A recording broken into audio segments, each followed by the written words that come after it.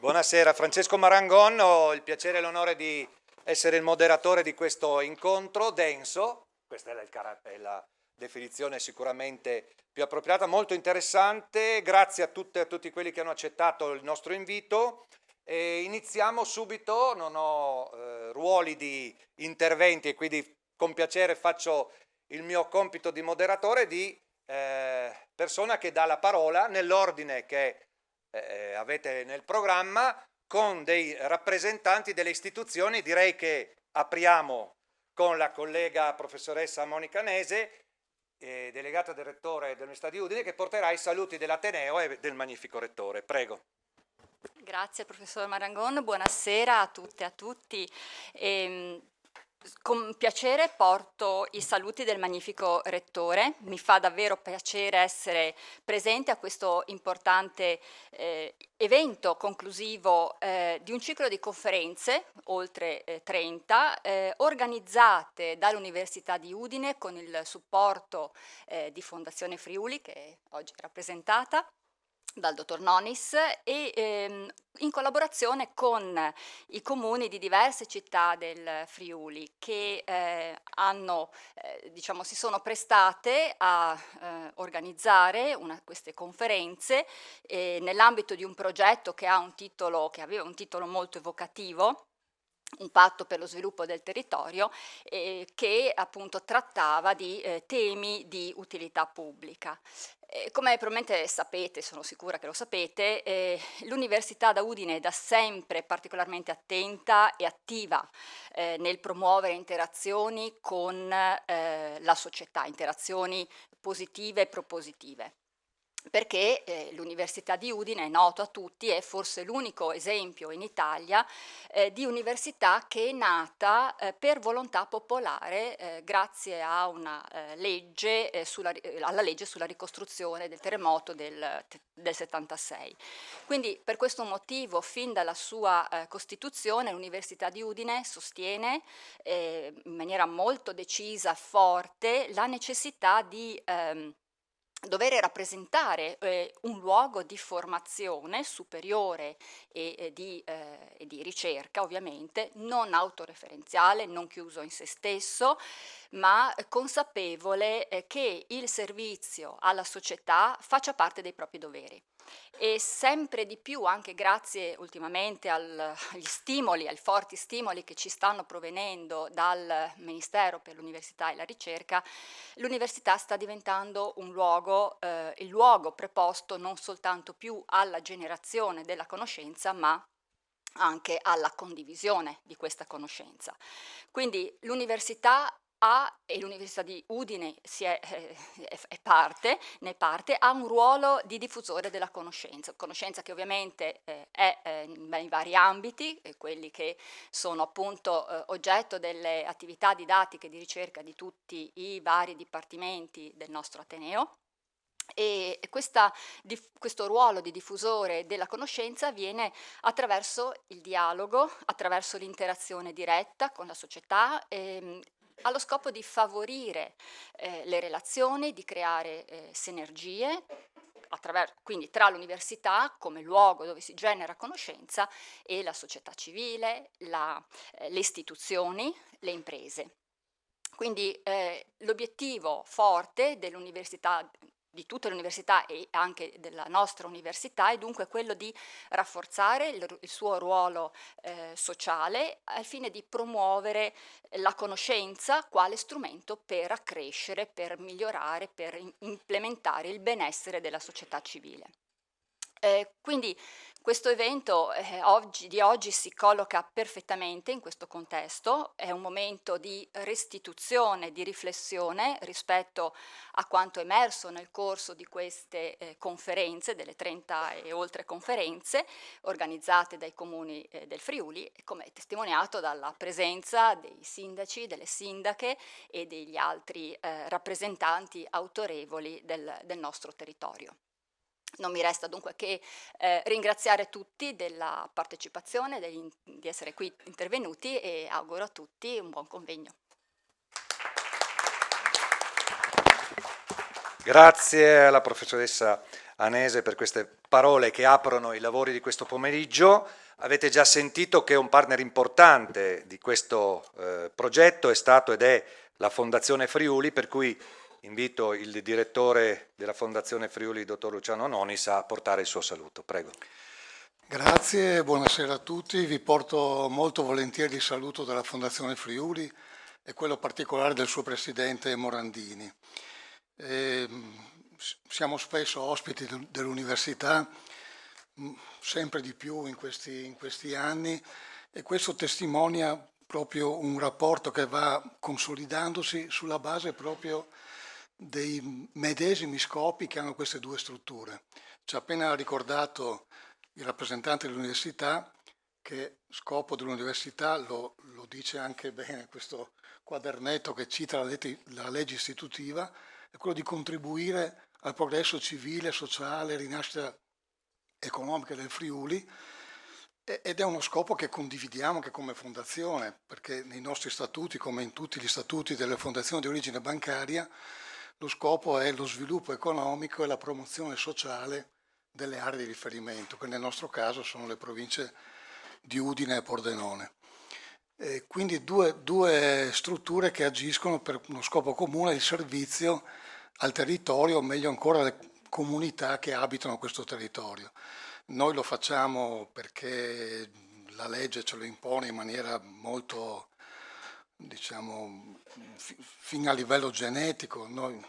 Tutta la nostra governance è incentrata sulla partecipazione degli enti del territorio, a cominciare dai comuni, alcuni dei quali vedo qui presenti, e la nostra attività è un'attività capillare sul nostro territorio. In questi anni stiamo chiudendo il 31esimo anno di attività e abbiamo fatto più di 14.000 interventi, sostenuto oltre 3.000 diversi soggetti.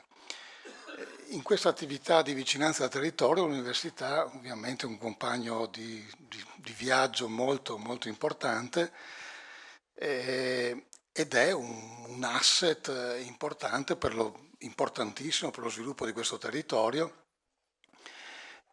soprattutto in questi tempi in cui la complessità del contesto in cui viviamo è sempre più forte, in cui tutto il territorio, a partire dalle istituzioni locali e comuni, si trovano a interfacciarsi con problemi epocali, la sostenibilità, la digitalizzazione e così via.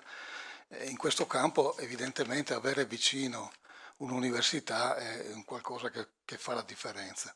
Quindi grazie a tutti, soprattutto all'università, ai suoi docenti, ma anche ai rappresentanti del territorio a partire dai comuni. E chiudo con l'auspicio che questo dialogo diventi sempre più importante e che sia in qualche modo anche un dialogo in qualche modo biunivoco, cioè che permetta l'arricchimento reciproco dell'università, della fondazione del territorio. Grazie. Grazie dottor Nonis. Completiamo la terna di saluti introduttivi con il primo dei comuni che hanno accolto l'iniziativa dell'Università di Udine, che è della Fondazione Friuli, il Comune di Udine, e a portare il saluto del sindaco Fontanini e l'assessore Fabrizio Cigolot. Grazie, buonasera professor Marangon, grazie per l'invito, vi porto il saluto del sindaco l'onorevole Fontanini. Ecco, questo sicuramente, io ho ricevuto l'incarico pochi minuti fa, insomma, ecco, e quindi mi ritrovo qui con grande... No, però aspetta, scusate, ecco, io mi ritrovo qui però con grande piacere, perché vedete, insomma, come assessore alla cultura, ecco, cultura, in questo caso la cultura si declina sempre come la cultura classica, quella umanistica, no? Allora, ho visto conoscenza e cittadinanza, divulgazione della cultura scientifica. Ecco, e io quando vedo divulgazione della cultura scientifica sono oltremodo contento, perché insomma anche per il ruolo adesso che rappresento, insomma, pro tempore, della, come dire, della classe politica, insomma, la classe politica è sempre stata informata dalla cultura umanistica, da Croce in poi, chiaramente, no, questa è l'impronta che abbiamo a livello nazionale. Tante delle vicende del nostro paese si possono misurare anche per l'influsso che questa cultura ha avuto. Ma oggi, a prescindere dalla cultura scientifica, non si può. Cioè, mi pare cioè, è inutile che dica io non voglio usare qua questi sistemi perché io faccio parte di un'altra generazione e possiamo scrivere, leggere e parlarsi lo stesso. Fa parte dell'evoluzione della tecnologia, della scienza, e di questi strumenti dobbiamo cominciare ad utilizzarli e a valorizzarli anche come elementi per far bene il nostro mestiere, quindi anche per fare bene il nostro mestiere. Quindi la cultura scientifica è fondamentale, critica, ecco, e non dogmatica, ma anche inserirsi in quelli che sono gli elementi che ci possono fornire non solo i dati per misurare gli effetti delle singole politiche, ma anche poi per giudicarli. Allora la cultura umanistica che giudica e quella scientifica si uniscono per favorire un ruolo e una crescita di quello che è l'attività, la funzione di ciascuno, ma anche per favorire quelli che sono i servizi che ciascuno è chiamato a dare alla collettività. Perciò sono importanti questi incontri. Per me è importante che queste due dimensioni si uniscano e si sviluppino. E poi com'è che sviluppiamo questo ruolo? Ognuno nelle proprie funzioni, c'è la funzione dell'università, c'è la funzione dell'istituzione, ci sono tutte le altre agenzie che operano sul territorio, caro direttore, insomma sono tutte cose importanti. Tutti concorrono non solo alla conservazione, alla valorizzazione del patrimonio del nostro territorio, ma a arricchire e a formare ovviamente i nostri concittadini. Per me per questo è importante quello che stiamo facendo quest'oggi. Io avrei molte altre cose da aggiungere, mi hanno detto che devo partecipare anche alla tavola rotonda, quindi qualche cosa dirò anche in quella sede. Però è chiaro che si tratta di un'assunzione di responsabilità che a me fa molto piacere, con la quale spero di aver modo di e con la quale attraverso l'università spero di aver modo di confrontarmi sempre di più. Gli esempi sono ormai innumerevoli, abbiamo un carnet di attività che si sviluppa, mi fa piacere che l'amministrazione cittadina sia stata tra le prime a firmare questo patto per il territorio e la nostra volontà è di proseguire proprio su questa linea. E questi momenti di riflessione, di confronto e anche di collaborazione con tanti altri amministratori, vedo tanti qua, tanti sindaci, fa parte di questa volontà di collaborare e costituire sempre più gli elementi di una comunità che dialoga, si confronta e collabora per la costruzione appunto, per il raggiungimento di traguardi sempre migliori. Ecco, direi di fermarmi qua. Grazie Assessore Cigolotto, grazie per le sue parole. Bene, abbiamo quindi ascoltato il momento iniziale di apertura dei lavori con questi saluti. A questo punto chiederei alla collega professoressa Elisabetta Scarton, delegata del Rettore al Public Engagement, che farà un'introduzione all'incontro e poi avremo modo di entrare nei lavori. A te. Buonasera a tutti, mi unisco nei saluti e nei ringraziamenti a chi mi ha preceduta e rubo pochissimo spazio anche perché di tempo ne abbiamo effettivamente poco, nel senso che la vostra risposta è stata calorosa, vivace, al di là delle nostre più rosee aspettative, di questo siamo felici e vi siamo anche estremamente grati, però ci costringe a giocare molto sui tempi per poter dare la parola a tutti voi e quindi rubo veramente poco spazio. L'incontro di oggi, cittadinanza e conoscenza, la divulgazione scientifica al servizio della società, nasce come un evento conclusivo dei primi 2 cicli di un progetto che appunto abbiamo sentito l'Ateneo di Udine ha portato avanti in questi ultimi anni assieme al sostegno di Fondazione Friuli e in collaborazione aprendo molto al dialogo con i comuni, e li cito in ordine alfabetico per non far torto a nessuno, di, vediamo se non sbagli, Cividale, Gemona, Gorizia, San Daniele, Tolmezzo e Udine. La prima edizione è stata fortemente imperniata nel senso della sostenibilità, proprio perché tra l'altro ha avuto anche l'appoggio dell'allora delegato alla sostenibilità, il professor Marangon, che è di nuovo qui con me, e anche del suo successore, il professor Amaduzzi, che vedo seduto tra il pubblico.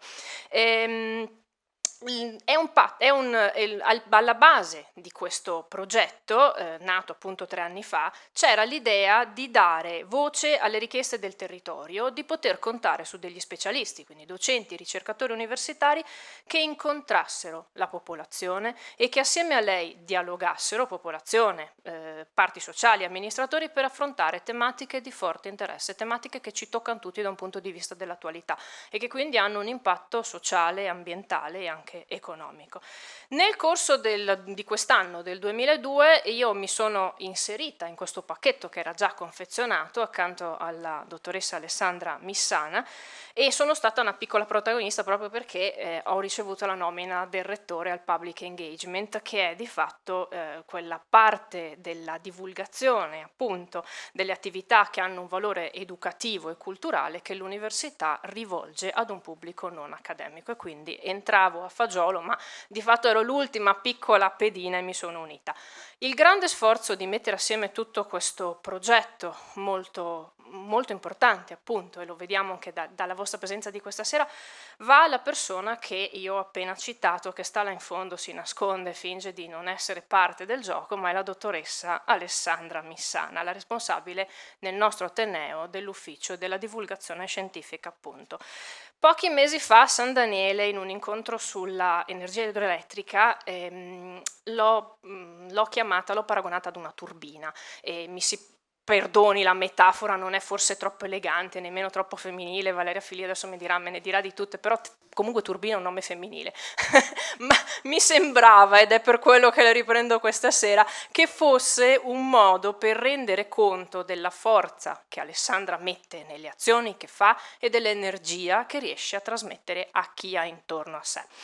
E è suo il merito di aver organizzato questi 26 incontri, di averli anche preparati, di aver preparato il terreno prima. Io so che lei ha incontrato uno ad uno i sindaci e ha cercato di capire quali fossero le istanze che arrivavano appunto su cui poi affrontare e impostare le conferenze.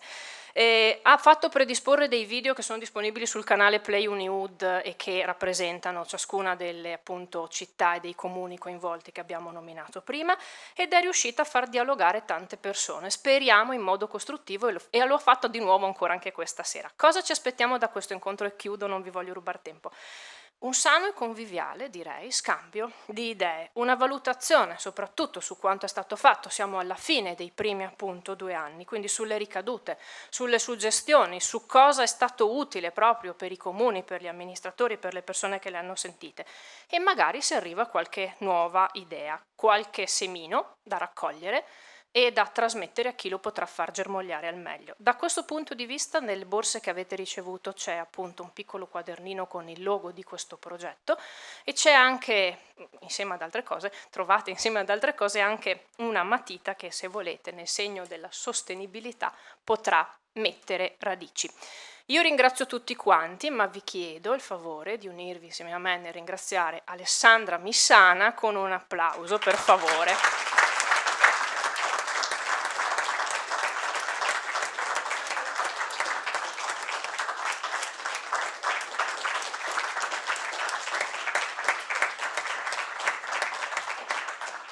Il ritmo è quello che avete già visto, quindi sequenze, suggestioni rapide, e quindi questo è quello che iniziamo adesso a fare con i nostri sindaci, i nostri rappresentanti delle amministrazioni comunali, che hanno ospitato queste 2 edizioni di questa esperienza centrata sul tema fondamentale della divulgazione scientifica verso la cittadinanza di questa regione. E allora invito, grazie all'assessore Cigolot per essere qui, allora Daniela Bernardi, sindaco di Cividale, eccola, Roberto Reveland di Gemona, Pietro Valent di San Daniele e Chiara Gatta, vice sindaca di Gorizia, ringraziandovi ancora una volta per aver accolto questa ipotesi di lavoro assieme.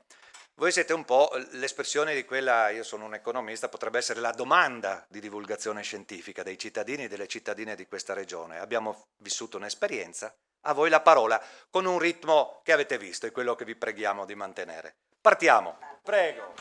benissimo. Allora, intanto grazie professor Marangoni, è stata bellissima l'esperienza che a Cividale è nata. È nata tra la dottoressa Missana, la dottoressa Novelli, che ringrazio come amica, e io come sindaco. Ci siamo riuniti nella stanza del sindaco e io penso che in un'ora abbiamo deciso cosa, come, e ci siamo mossi alla grande.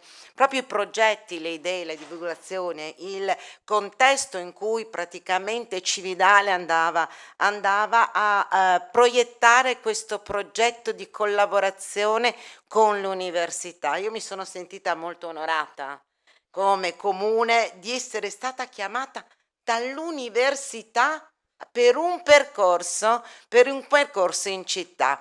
Io sono orgogliosa della mia città, sono orgogliosa di quello che può offrire, ma quando l'università ci dà delle opportunità cerchiamo di coglierle al volo.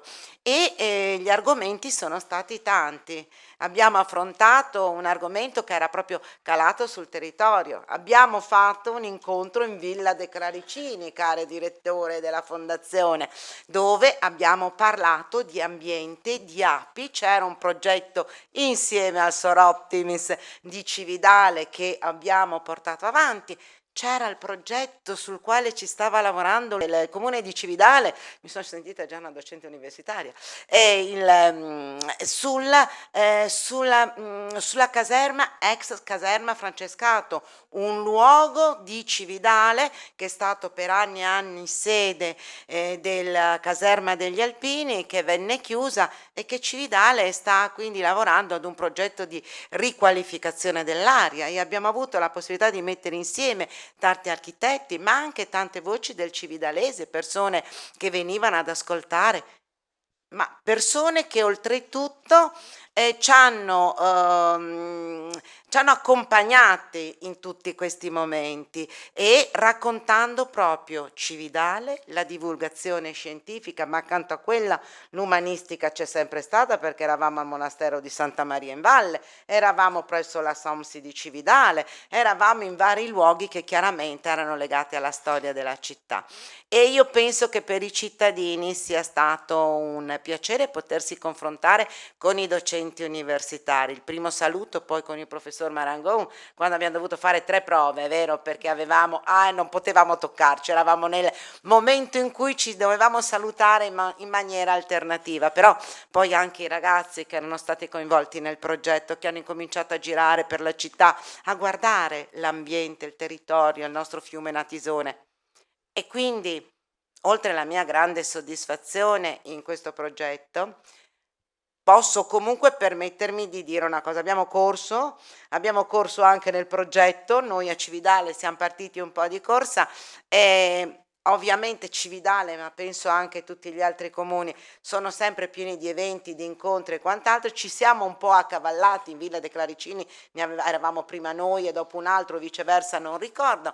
Ecco, quindi dottoressa Missana, senz'altro continueremo con il nostro progetto, quindi cercheremo di coordinarci al meglio, cercheremo di argomentare su altre cose di interesse, ma la vicinanza tra il comune di Cividale, tutti i comuni comunque penso 15, e l'università sono per noi veramente un grande fiore all'occhiello. Grazie per l'opportunità che ci avete dato e grazie per aver coinvolto tutta la cittadinanza in questo percorso unito all'università. Grazie.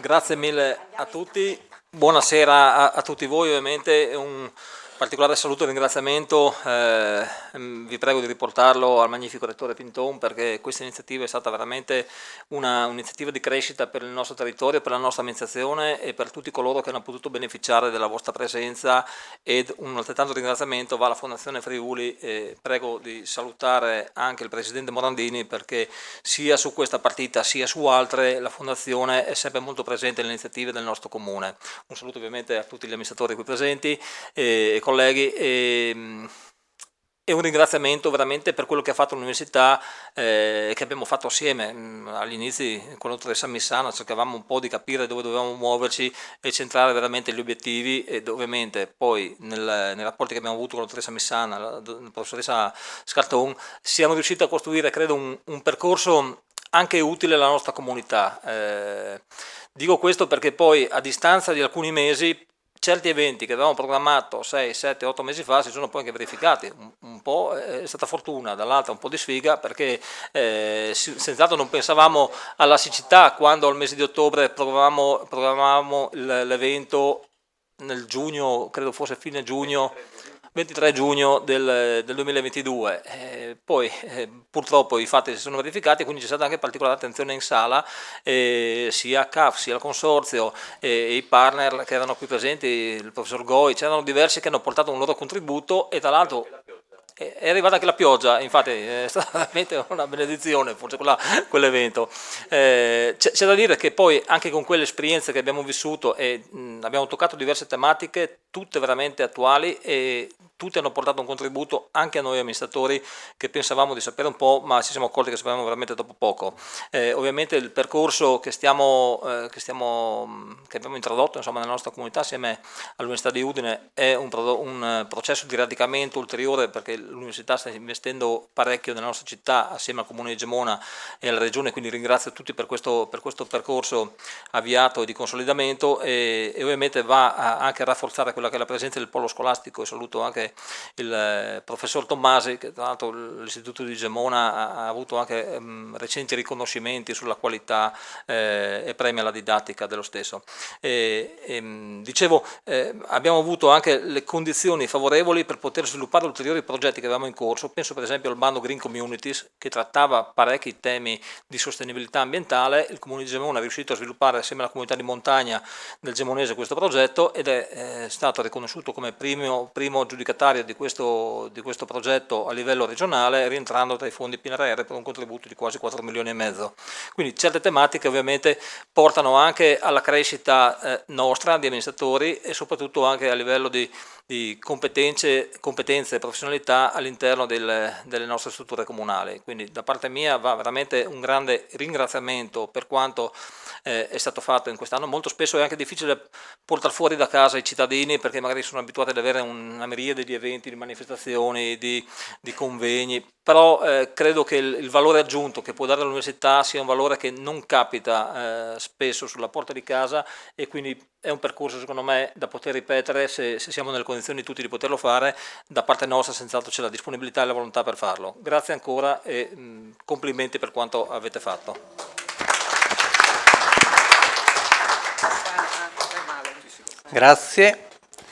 Grazie ai colleghi che mi hanno preceduto, che hanno già trattato molto bene il tema del rapporto tra territorio e università, tra comuni, che il comune di San Daniele come i comuni dei colleghi che mi hanno preceduto sono comuni importanti perché vanno oltre l'influenza sul loro territorio comunale, vanno su un territorio più ampio. Il comune di San Daniele, così come il comune di Gemona, il comune di Cividale, guardano ad un territorio più ampio di altri comuni che fanno da riferimento sul comune di San Daniele per l'ospedale, per la scuola superiore, tutta la regione per quanto riguarda l'enogastronomia con il consorzio del prosciutto di San Daniele, e quindi ci sono tutta una serie di tematiche che grazie all'università abbiamo potuto meglio sviluppare. San Daniele è conosciuto in tutto il mondo per la parte enogastronomica, ma è anche importante per la parte culturale, cultura umanistica, con la biblioteca guarneriana. Anche qui ci sono già da anni rapporti con l'Università di Udine per approfondire lo studio e la promozione di questo inestimabile patrimonio,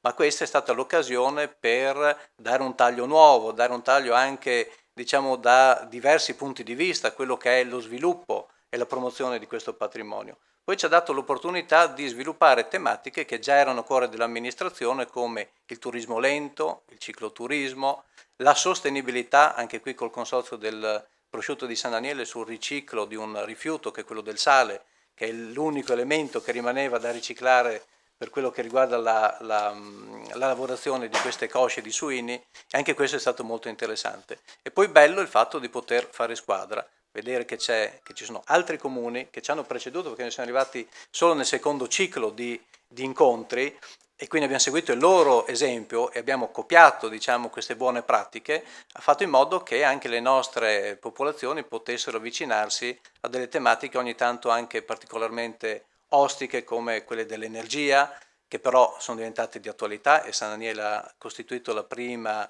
comunità energetica del Friuli Venezia Giulia, la seconda d'Italia, a delle tematiche che riguardano la sanità e anche come ci si deve comportare per avere un futuro personale migliore dal punto di vista del benessere psicofisico. E ad esempio qui abbiamo avuto il dottor Cavarappe assieme ad altri colleghi al professor Lucio Mos, che hanno veramente stimolato la platea. Hanno stimolato così tanto che anche il sottoscritto è stato portato a cambiare stile di vita. Infatti effettivamente ho perso 9 o 10 kg da quell'incontro dedicandomi all'alimentazione e all'esercizio fisico. Quindi vuol dire che dei temi trattati in una certa forma, e così è stato fatto con l'Università di Udine, possono colpire il cittadino medio, come anche un sindaco, e fare in modo di portare positività proprio nella pratica. Ecco, questo è un percorso per cui noi siamo felici e saremo felici di poter affrontare un terzo ciclo. Ovviamente il lavoro della dottoressa Scarton è stato importante e mi unisco ai suoi ringraziamenti alla dottoressa Missana, perché veramente lei e i suoi collaboratori, che hanno guidato anche dal punto di vista pratico la riuscita delle serate, hanno veramente dato molta energia anche a noi, perché affrontare un ciclo di 4 o 5 incontri per un amministratore pubblico, un sindaco, non è una cosa così banale, perché noi siamo veramente pieni, come fosse tutti voi, di impegni, e diventa molto pesante. Però vedere i risultati, avere qualcuno che ti stimola, che ti aiuta, che ti sprona, ecco, fa in modo che alcune fatiche riescano ad essere meglio assorbite e poi riescano a essere trasmesse queste fatiche in positività e in azioni utili nei confronti del territorio. Quindi grazie, e siamo a disposizione come San Daniele per crescere insieme a voi ancora nel futuro. Credo che questo tipo di attività sia proprio una delle essenze del motivo per cui l'Università di Udine è nata in questo territorio subito dopo il terremoto, e così assieme all'Università di Udine, la Fondazione Friuli e tanti altri enti che insieme fanno squadra e possono creare un'eccellenza anche di comunicazione scientifica su questo nostro bel territorio. Grazie. Mi unisco anch'io ai ringraziamenti, in particolare alla dottoressa Missana per il grande entusiasmo appunto che ha dimostrato costruendo il percorso anche sul territorio di Gorizia, e a tutti i relatori che questa sera ritrovo con piacere. Fortemente perché appunto come amministrazione crediamo molto nel coinvolgimento tra l'università e la nostra cittadinanza, che sproniamo sempre a farsi parte attiva nelle varie collaborazioni.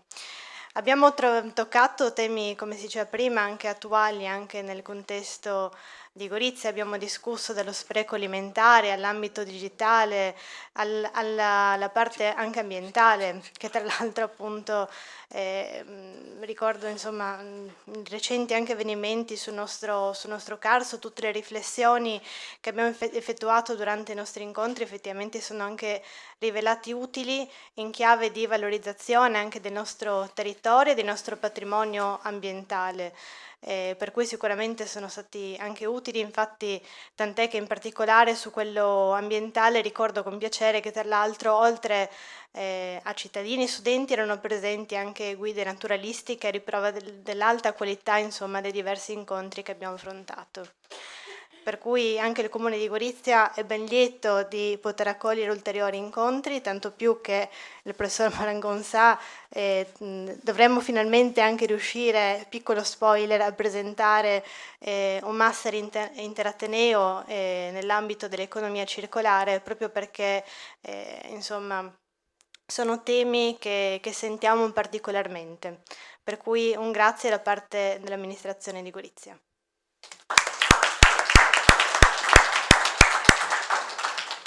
Ha aperto il Comune di Udine a questo punto, Fabrizio, a te, con questa però impostazione dell'intervento. Prego. Io mi trovo un po' a disagio perché alcune parti le ho comprese. Quello che è stato il pregresso qui nella nostra città, io mi trovo a vivere questa realtà in cui per me l'università è una parte fondamentale della mia dimensione di cittadino, di rappresentante dell'istituzione, perché si vive qua a contatto, ci si vede, ci si confronta, ci si contatta quotidianamente, c'è una realtà sempre viva e presente. Come assessore alla cultura, tra poco più di 15 giorni inaugureremo con il professor Daniele Morandi Bonacorsi una mostra al mezzanino del castello dove si presenteranno 20 anni più 30 anni di ricerche archeologiche nell'antica Siria, ecco, dell'università. Questo per dire che c'è un rapporto talmente, come dire, naturale tra questo territorio, l'amministrazione e l'università, che andassero a dare a citare esempi eccetera, insomma, mi pare un po', come dire, fuori luogo, ecco, perché sono talmente noti, ma anche nelle cose più minute, la collaborazione che si realizza con tanti docenti singolarmente per qualsiasi argomento, cioè viene facile, c'è questa dinamica di rapporti appunto legati alla frequentazione, ma anche legati ai comuni interessi, insomma, ecco, perché, ecco, se posso fare un'osservazione, questa università, almeno questa comunità legata all'università, che è molto più ampia, ecco, è una comunità che è sempre stata disponibile nei confronti della città. Io non ho mai avuto porte chiuse, almeno nella mia esperienza, ma né me le ricordo in passato, insomma, ecco, c'è una realtà che anzi è sempre pronta a stimolare, a suggerire, a spronarti, ecco, visto dal versante dell'amministrazione. Beh, questa è una cosa oltremodo positiva, ecco. Per questo io dico che Udine trova nel rapporto delle università ormai una dimensione consolidata, e io spero sempre più destinata a svilupparsi, a consolidarsi, perché una delle caratteristiche di questa nostra città, passatemi questo confronto, se una volta la città era Udine, la città dei militari, perché avevamo non so quante caserme, un territorio, oltretutto quello del Friuli, sapete bene quanto era, un terzo sottoposto a servitù militari. Il professor Marangon saprà più di me, o il professor Pascolini, qua sapranno più di me. Ecco, adesso abbiamo una città che le caserme sono del tutto, come dire, marginali ormai, e abbiamo questa presenza dell'università che è fondamentale, con i docenti e questa comunità di tutti gli allievi. E quindi è qualcosa che ormai è penetrato nella realtà della nostra città, e ripeto, sarà sempre più, io penso, destinata a svilupparsi e a crescere. Stavo pensando a tanti altri aspetti nel settore della cultura, dalle attività di divulgazione di libri, iniziative di mostre, Dipartimento di Scienze Umanistiche, il professor Zannini prima, con la professoressa Borean adesso, per dire, dei direttori, ma anche in altri settori, scienze giuridiche, economiche, quindi abbiamo costantemente questo rapporto, e quindi credo che non si possa altro che auspicare di poter collaborare e costruire sempre di più queste relazioni, rafforzarle, anche nei temi di nostro interesse, ecco. Per esempio, io stavo pensando adesso con la professoressa D'Orlando, Dipartimento di Scienze Giuridiche, ecco, pensate un po' a quella che è l'evoluzione anche ordinamentale, o le aspirazioni di evoluzione dell'ordinamento che noi vorremmo praticare in questo nostro Friuli. Sono delle cose con le quali da sola l'amministrazione, ovvero la classe politica, non può sperare di riuscire a raggiungere obiettivi. Invece con l'università, con questo dialogo, con le opportunità che ci vengono date sempre, questi supporti, è chiaro che tutta un'altra prospettiva. Ecco, io interpreto in questo modo questo rapporto tra la cittadinanza estesa di questo nostro territorio e la comunità scientifica rappresentata dall'università. E anche per questo io ringrazio voi di questi incontri e di questa collaborazione che vedo sempre più estesa, perché anche tra noi amministratori abbiamo questo comune interesse di fare squadre e di lavorare. Ecco, mi fermo qui. Grazie anche al Comune di Udine nella persona dell'assessore Cigolotto.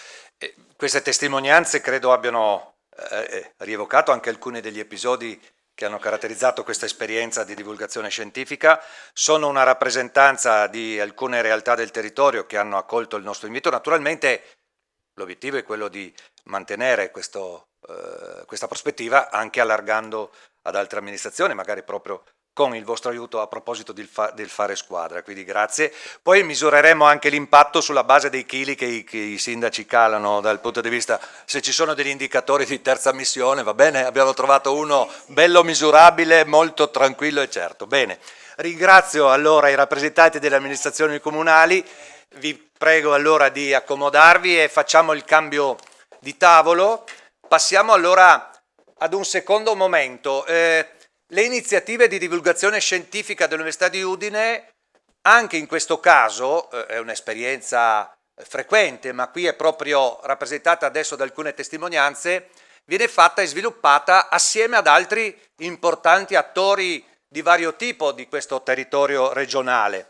Ed è per questo che abbiamo con piacere invitato alcune delle persone che sono state coinvolte in questa iniziativa, che ricordo è partita con l'evento del 2 settembre del 2021 qui a Udine, e hanno accettato il nostro invito alcune rappresentanze di realtà anche molto diverse tra di loro. Allora, passiamo ai rappresentanti del territorio, e cioè a Massimo Battiston, direttore CAF, Consorzio per l'Acquedotto del Friuli Centrale, Armando Di Nardo, direttore generale del Consorzio di Bonifica Pianura Friulana, Flavio Gabrielci, direttore del Servizio Disciplina Gestione Rifiuti e Siti Inquinati della Regione Friuli Venezia Giulia, Lucio Moss, cardiologo, Maria Cristina Novelli, past president storica della SOMSI APS di Cividale, e Marco Tommasi, dirigente ISIS Magrini Marchetti, già citato, se l'ho capito male,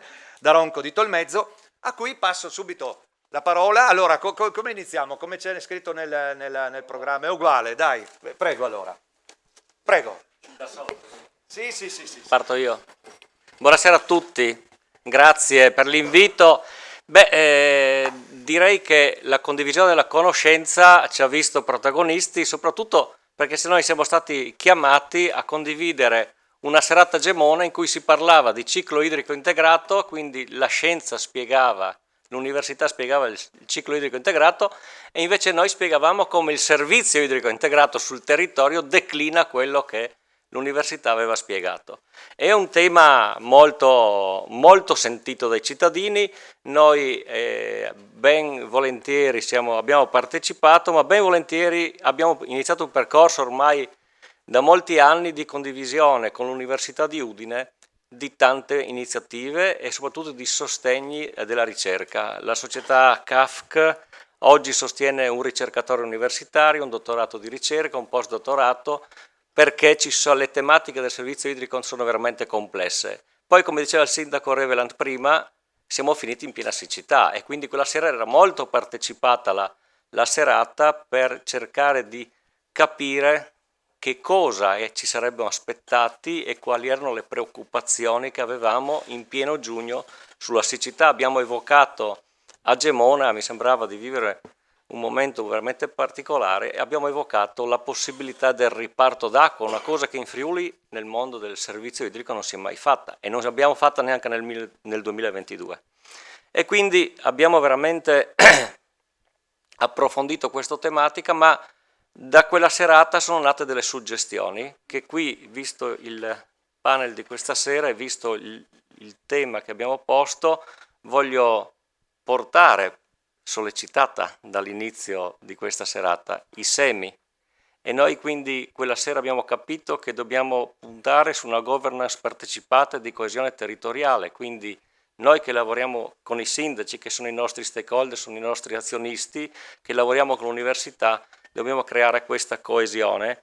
Dobbiamo lavorare tantissimo sulla riduzione dell'energia specifica e sulla sostenibilità di questo servizio. La nostra società ha iniziato un percorso di calcolo della propria impronta di carbonio e di riduzione della propria impronta di carbonio, che ci porterà in pochi anni a ridurre almeno le emissioni dirette, tra la compensazione e riduzione, portarle a zero in pochi anni, veramente in pochi anni. E poi le ultime due suggestioni, veramente noi ci teniamo tantissimo a continuare la collaborazione con l'università, perché noi ci siamo accorti che dobbiamo creare negli studenti che frequentano l'università l'attrazione verso la nostra attività, perché dobbiamo creare posti di lavoro attrattivi e attrarre nella nostra orbita i migliori talenti, perché facciamo veramente fatica, vi sembrerà paradossale, ma facciamo fatica a trovare persone valide che lavorano con noi e anche quelle non valide, questo è il bello, cioè non troviamo proprio niente.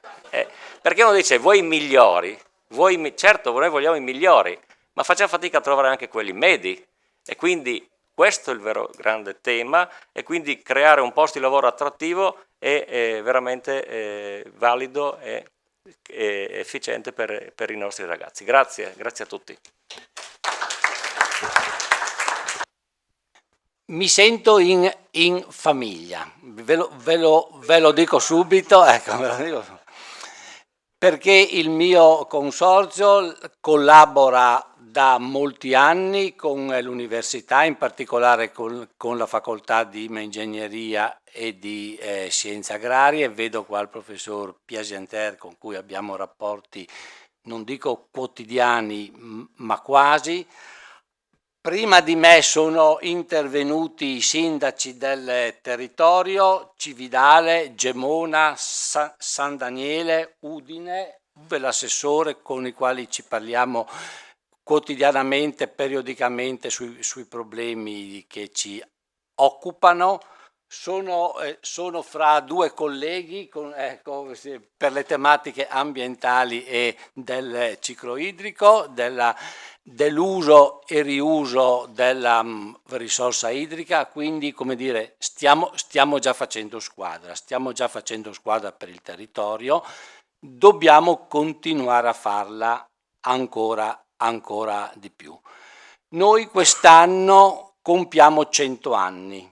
Noi dobbiamo chiederci se quello che stiamo facendo è ancora attuale e dobbiamo chiederci che cosa possiamo fare ancora di più e di meglio per questa società.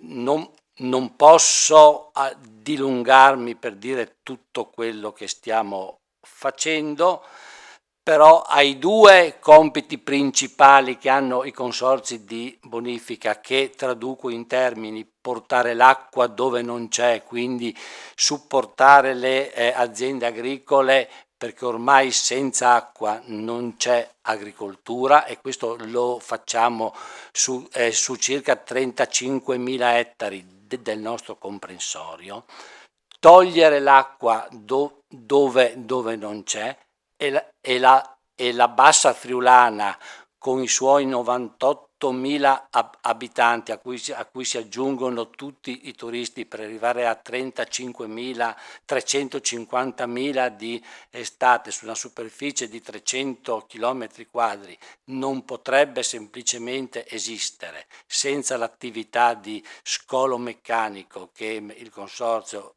realizza sul territorio. Amiamo dire che città come Lignano, come i mosaici di Aquileia, come tante altre realtà della Bassa non avrebbero quello sviluppo economico, sociale, industriale senza un'attività a volte silenziosa. Ci si accorge di noi solo quando capita qualche cosa, ma senza la nostra attività silenziosa non c'è, ma a tutto questo dobbiamo pensare in grande, dobbiamo pensare a realizzare energia pulita, dobbiamo contribuire e collaborare con la Regione per le bonifiche ambientali, per tutta l'attività di dragaggio della laguna di Grado e di Marano. Dobbiamo insomma contribuire a fare squadra con tutti gli enti, con tutte le istituzioni del territorio, perché solo così facendo possiamo contribuire ad un progresso che non è solo economico ma è anche sociale delle comunità insediate. Lo facciamo volentieri, vogliamo farlo sempre meglio. Ringrazio per questa iniziativa perché questo aiuta tutti a programmare meglio la nostra attività, ad organizzarci meglio, evitando incomprensioni e anzi lavorando insieme con obiettivi comuni. Grazie a tutti.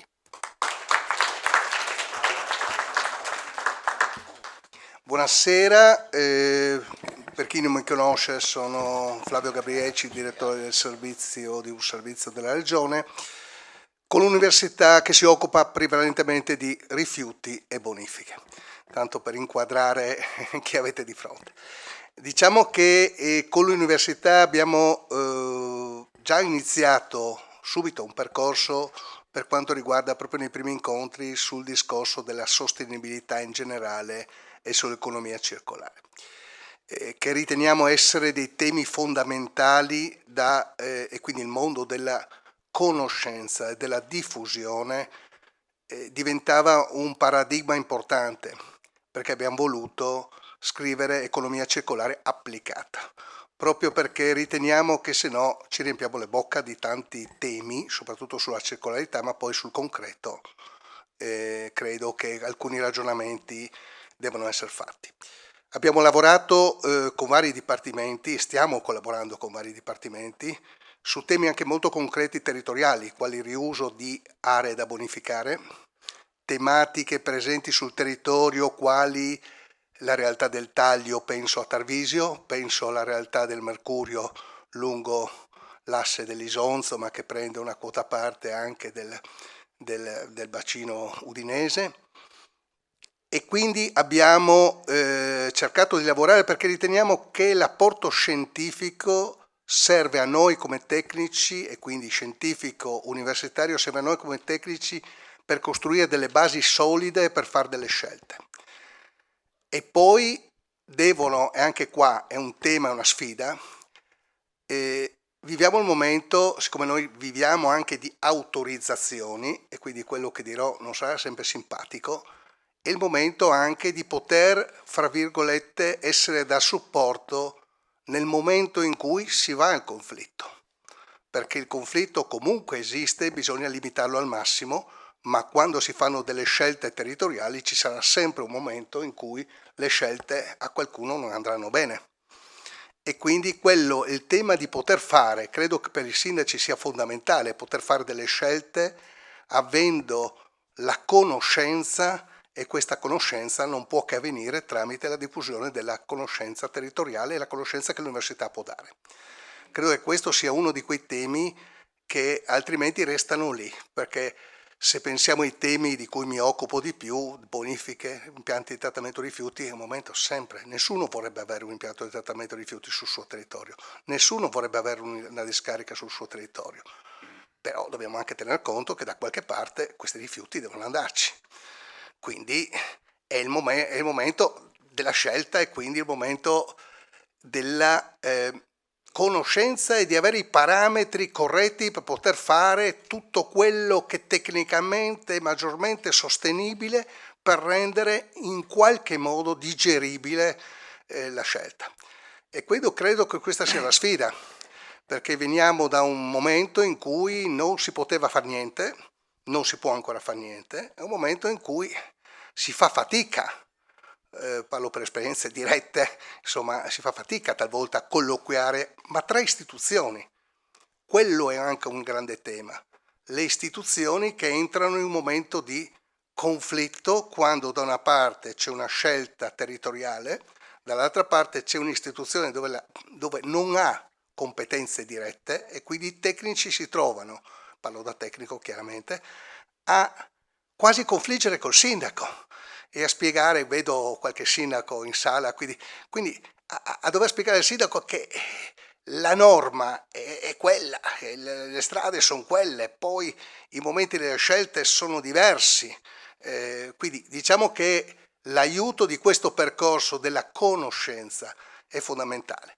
Quindi diciamo che per noi è sicuramente l'aiuto dell'università è un elemento molto importante per le scelte territoriali, per l'uso del territorio, pensiamo alle aree da bonificare, l'uso delle stesse, pensiamo alla sostenibilità tecnico-economica di certe scelte. Quindi bonifiche sì, ma fatte con il giusto equilibrio per quanto riguarda anche l'aspetto economico, però se no sono sempre soldi pubblici, quindi abbiamo sperimentato tecnologie, stiamo sperimentando tecnologie o tecniche diverse grazie all'università per quanto riguarda le bonifiche o su stimolo dell'università. Ecco, abbiamo fatto qualche progetto insieme col professor Marchiol, poi è andato come è andato, cioè, c'è un continuo travaso e ci deve essere un continuo travaso tra quello che è il mondo scientifico, accademico se volete, e quelli che sono poi gli operatori nel settore che arrivano da tecnici ma che non hanno quella competenza scientifica puntuale sul singolo tema. Ecco, quindi questo è sicuramente un percorso come questo è molto importante. Ecco, io mi fermo qui.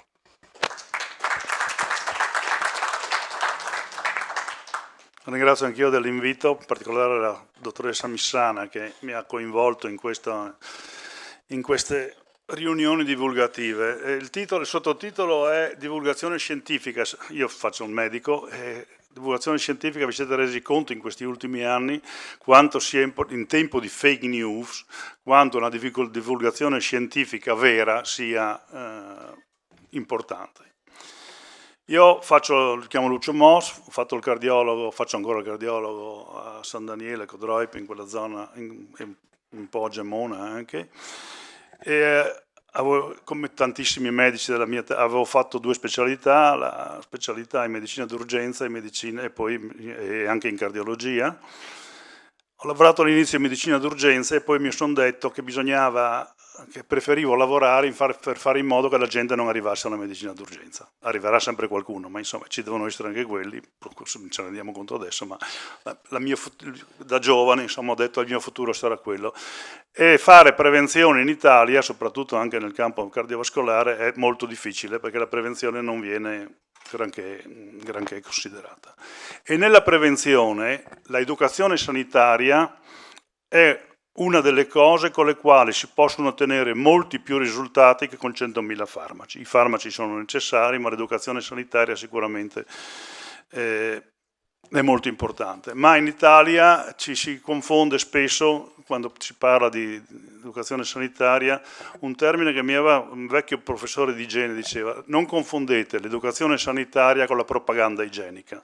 Molti medici, molte strutture fanno propaganda igienica. Quando io faccio una visita cardiologica e alla fine della visita cardiologica metto un papiro così nel quale scrivo non mangiare formaggio, non mangiare salame, vai a camminare, vai a dormire presto, non fumare, tutte quante quelle robe lì, quella è propaganda igienica. Quel foglio lì, la maggior parte dei medici si sente a posto da un punto di vista, poi gliel'ho detto, anche da un punto di vista medico-legale, perché ormai è quello il problema, non è più tanto il resto.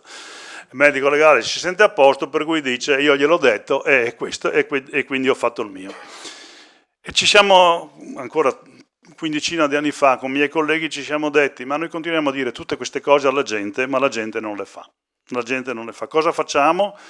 Abbiamo cominciato, già insieme all'Università di Udine, con i laureati in scienze motorie, ma era un progetto ancora quando c'era il professor Di Prampero che eravamo amici e che parlavamo di fare. Abbiamo cominciato ad andare noi medici e infermieri, e dopo abbiamo coinvolto gli studenti di scienze motorie, abbiamo detto ci troviamo nelle varie zone della zona collinare nei comuni, ci troviamo alle 6 di sera, andiamo a fare una passeggiata.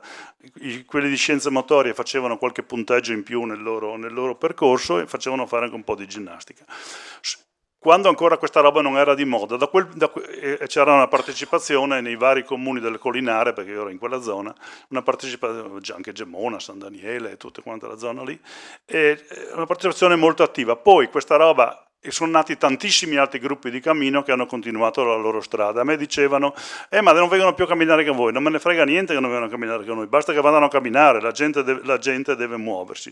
Sulla scia di questa cosa qua, la Regione e l'ANCE, l'Associazione dei Comuni, ci ha creduto ed è stato fatto un prototipo in Friuli Venezia Giulia, che è il centro trainante, dopo è stato copiato da Trieste e verrà copiato anche nella zona di Sacile, a Gemona, col sindaco di Gemona che ci ha creduto molto, il cosiddetto ambulatorio per la prescrizione dell'esercizio fisico, cioè ci cura la gente solo con l'esercizio fisico, anche quelli che hanno già avuto grandi eventi, prevenzione quindi primaria e prevenzione e prevenzione secondaria. Tutto questo ha avuto successo. Poi il grande successo è stato fatto quello della Regione, che ha fatto in tutti 50, mi pare 86 comuni o 78 comuni, adesso non mi ricordo se confondo il numero.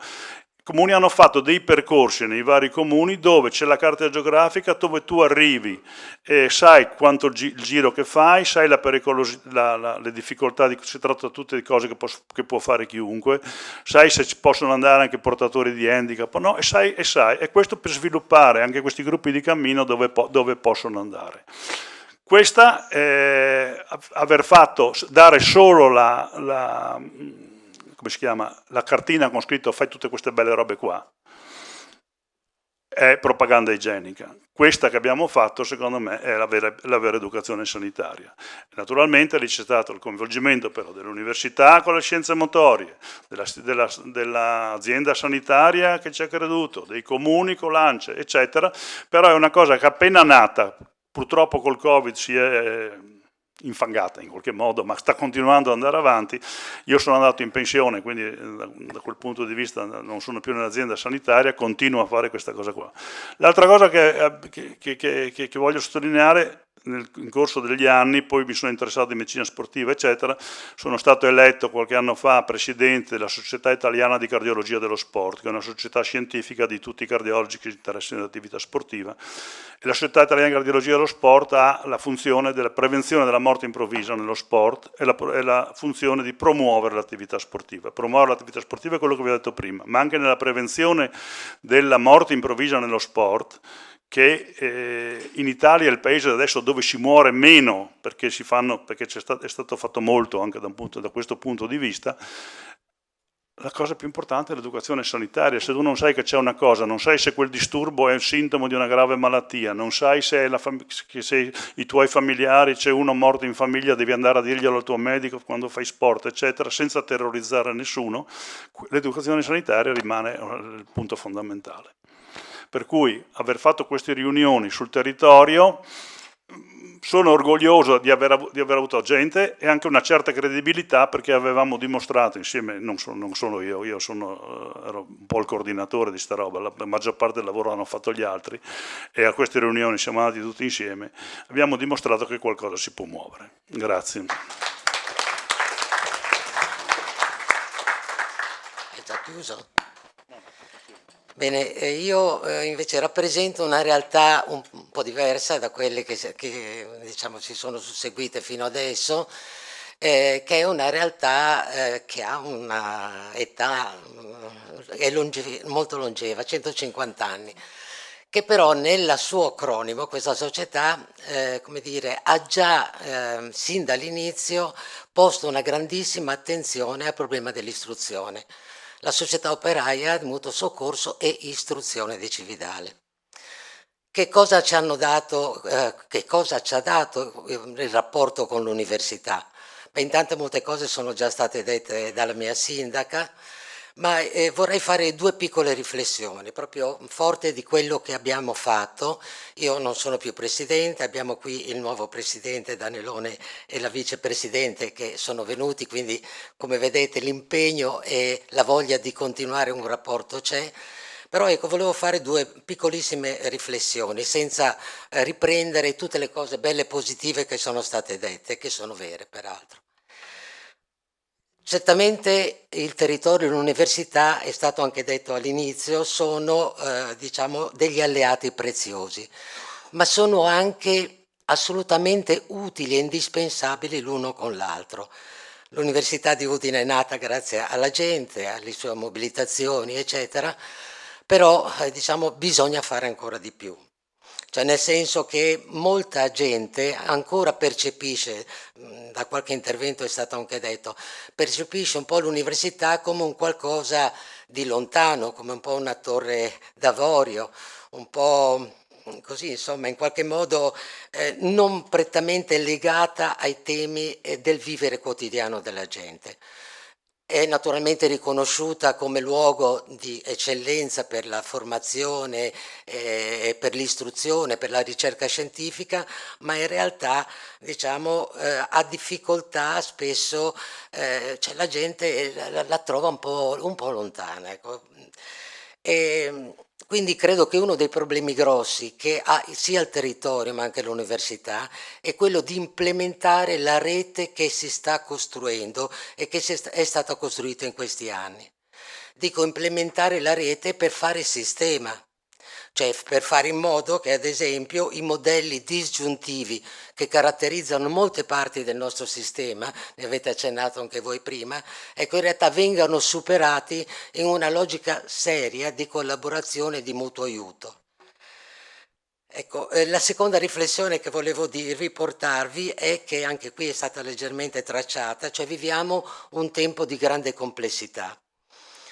Una complessità che aumenta naturalmente le incertezze, le paure, le trepidazioni, le fragilità, le povertà e che purtroppo anche ha affievolito, io credo questa sia la cosa forse che perlomeno a me colpisce molto, il senso critico, che non vuol dire criticare, è l'esatto contrario. Avere un senso critico significa saper analizzare le informazioni, saper analizzare i fatti, saper analizzare i dati, cioè in qualche modo avere una cultura di tipo scientifico. E se è vero che in questi periodi, in questi anni è aumentata moltissimo la conoscenze scientifiche, è altrettanto vero che la gente ha sempre più difficoltà di avvicinarsi e di capirle. Ecco perché credo che l'Università di Udine, in particolare per il nostro territorio, abbia un ruolo ma veramente importante. Cioè quel ruolo veramente di contaminazione reciproca, di dialoghi simmetrici, dove ci si può parlare come è stato fatto appunto negli ultimi incontri grazie alla mediazione, certo grazie all'università, ma scusatemi, in modo particolare grazie alle persone che sono all'interno dell'università, perché è il capitale umano quello che ci permette di vederci, di guardarci negli occhi in un certo modo, di adattarci gli uni agli altri.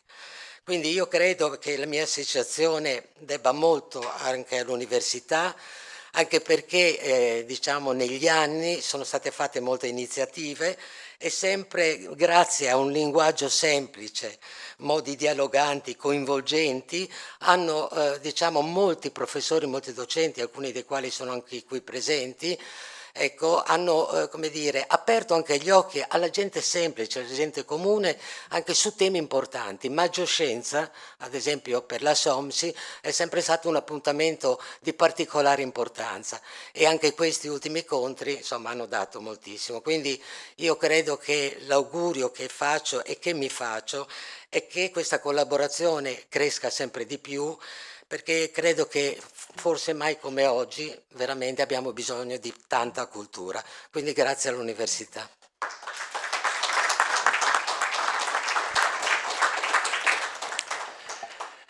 E io rappresento in qualche maniera la scuola è legata all'università ovviamente a livello di filiera, quindi noi siamo quelli che portiamo i ragazzi poi all'università. I nostri liceali al 93% si iscrivono all'università, quindi sicuramente il rapporto con l'università è forte, fortissimo. In questo ultimo periodo abbiamo anche ospitato il professor Montessori, ad esempio, a tenere una lezione sul digitale, quindi sulla responsabilità del digitale, sulla sicurezza digitale, ma anche abbiamo collaborato su altri progetti, Pulcra, che è legato appunto all'economia verde in qualche maniera. Certamente la collaborazione territorio-università è fondamentale, specialmente per noi che siamo un po' in provincia, siamo un attimino fuori. Noi la collaborazione col territorio per noi è fondamentale, abbiamo un apporto fantastico dal nostro comune che ci supporta in qualche maniera, in tutte le maniere, ma dobbiamo anche restituire. Questo è quello che dovrebbe fare anche l'università e che fa l'università. Quindi noi abbiamo già fatto, in effetti ci sentiamo una piccola università, nel senso che noi cominciamo a fare il lavoro che dopo curano in più dettaglio i colleghi universitari. Però già da una decina d'anni noi teniamo delle lezioni aperte al territorio per divulgare scienza. Stavo guardando adesso, abbiamo recuperato alcune, già dal 2013 parlavamo appunto di mitigazione del rischio sismico, Gemona, zona molto sismica, oppure relatività spiegata in 50 minuti, Quindi il fatto di andare verso il territorio è fondamentale, è importante. Abbiamo già appunto anche ospitato altri, abbiamo avuto l'intervento di Onsel anche nella scuola in questi interventi, o Boris Pahor. Quindi è fondamentale che l'università si sposti verso il territorio e raggiunga il territorio, raggiunga le persone per essere presente sul territorio, appunto in maniera forte, per creare questi legami che sono fondamentali, non soltanto poi per attrarre ragazzi appunto a fare l'università, a farla a Udine piuttosto che in altri contesti, ma soprattutto per far capire l'importanza che può avere un'istituzione universitaria, quindi di terzo grado superiore, all'interno del territorio e quale valore aggiunto può dare al territorio, non soltanto appunto in termini di apprendimenti universitari, ma quello che può fare direttamente sulla popolazione, sul territorio, spiegando alcune cose. Abbiamo ospitato anche ultimamente un convegno sulle comunità energetiche, visto che si diceva prima. Sicuramente l'università è luogo di sapere, ma deve essere e deve tornare a essere luogo di divulgazione. Questo progetto, questi ultimi anni, hanno fatto vedere che si può fare e si deve continuare in questa via.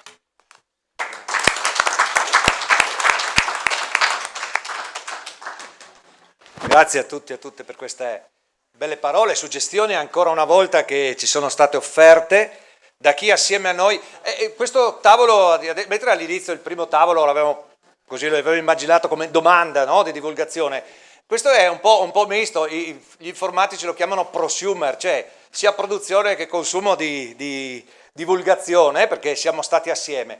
A proposito di persone che fanno parte dell'università, adesso chiederei a questo tavolo chi vuole, siamo qui adesso, siamo tutti, ci giochiamo in casa le cose. Questo è il primo gruppo, abbiamo diviso in due gruppi il tavolo, quindi inviterei le persone che sono qui iscritte, colleghi e colleghe, a raggiungermi qui. Abbiamo immaginato di poter offrire appunto interventi praticamente di persone che hanno collaborato a questo progetto, a queste due edizioni del progetto sulla divulgazione scientifica, assieme a molti altri e molte altre, e naturalmente in rappresentanza dell'insieme di persone che hanno lavorato assieme a noi. La regione Friuli Venezia Giulia è notoriamente la seconda regione d'Italia con la più alta incidenza di popolazione oltre 65 anni. E questo andamento demografico irreversibile e che tenderà a far incrementare ulteriormente la popolazione anziana in regione ha delle grandi conseguenze non solo dal punto di vista assistenziale e sanitario, ma anche dell'organizzazione dei servizi per la popolazione. Il ciclo di conferenze organizzato all'Università di Udine in collaborazione con vari comuni della Friuli Venezia Giulia è stata un'ottima occasione per poter focalizzare queste problematiche e per poter proporre anche l'Università di Udine come centro di ricerca sull'invecchiamento, sulle patologie correlate, ma anche su tanti aspetti socio-sanitari, assistenziali, di organizzazione dei servizi che potranno in futuro essere utili per la popolazione generale, per le istituzioni, per poter programmare interventi atti a migliorare la qualità della vita della popolazione della nostra regione.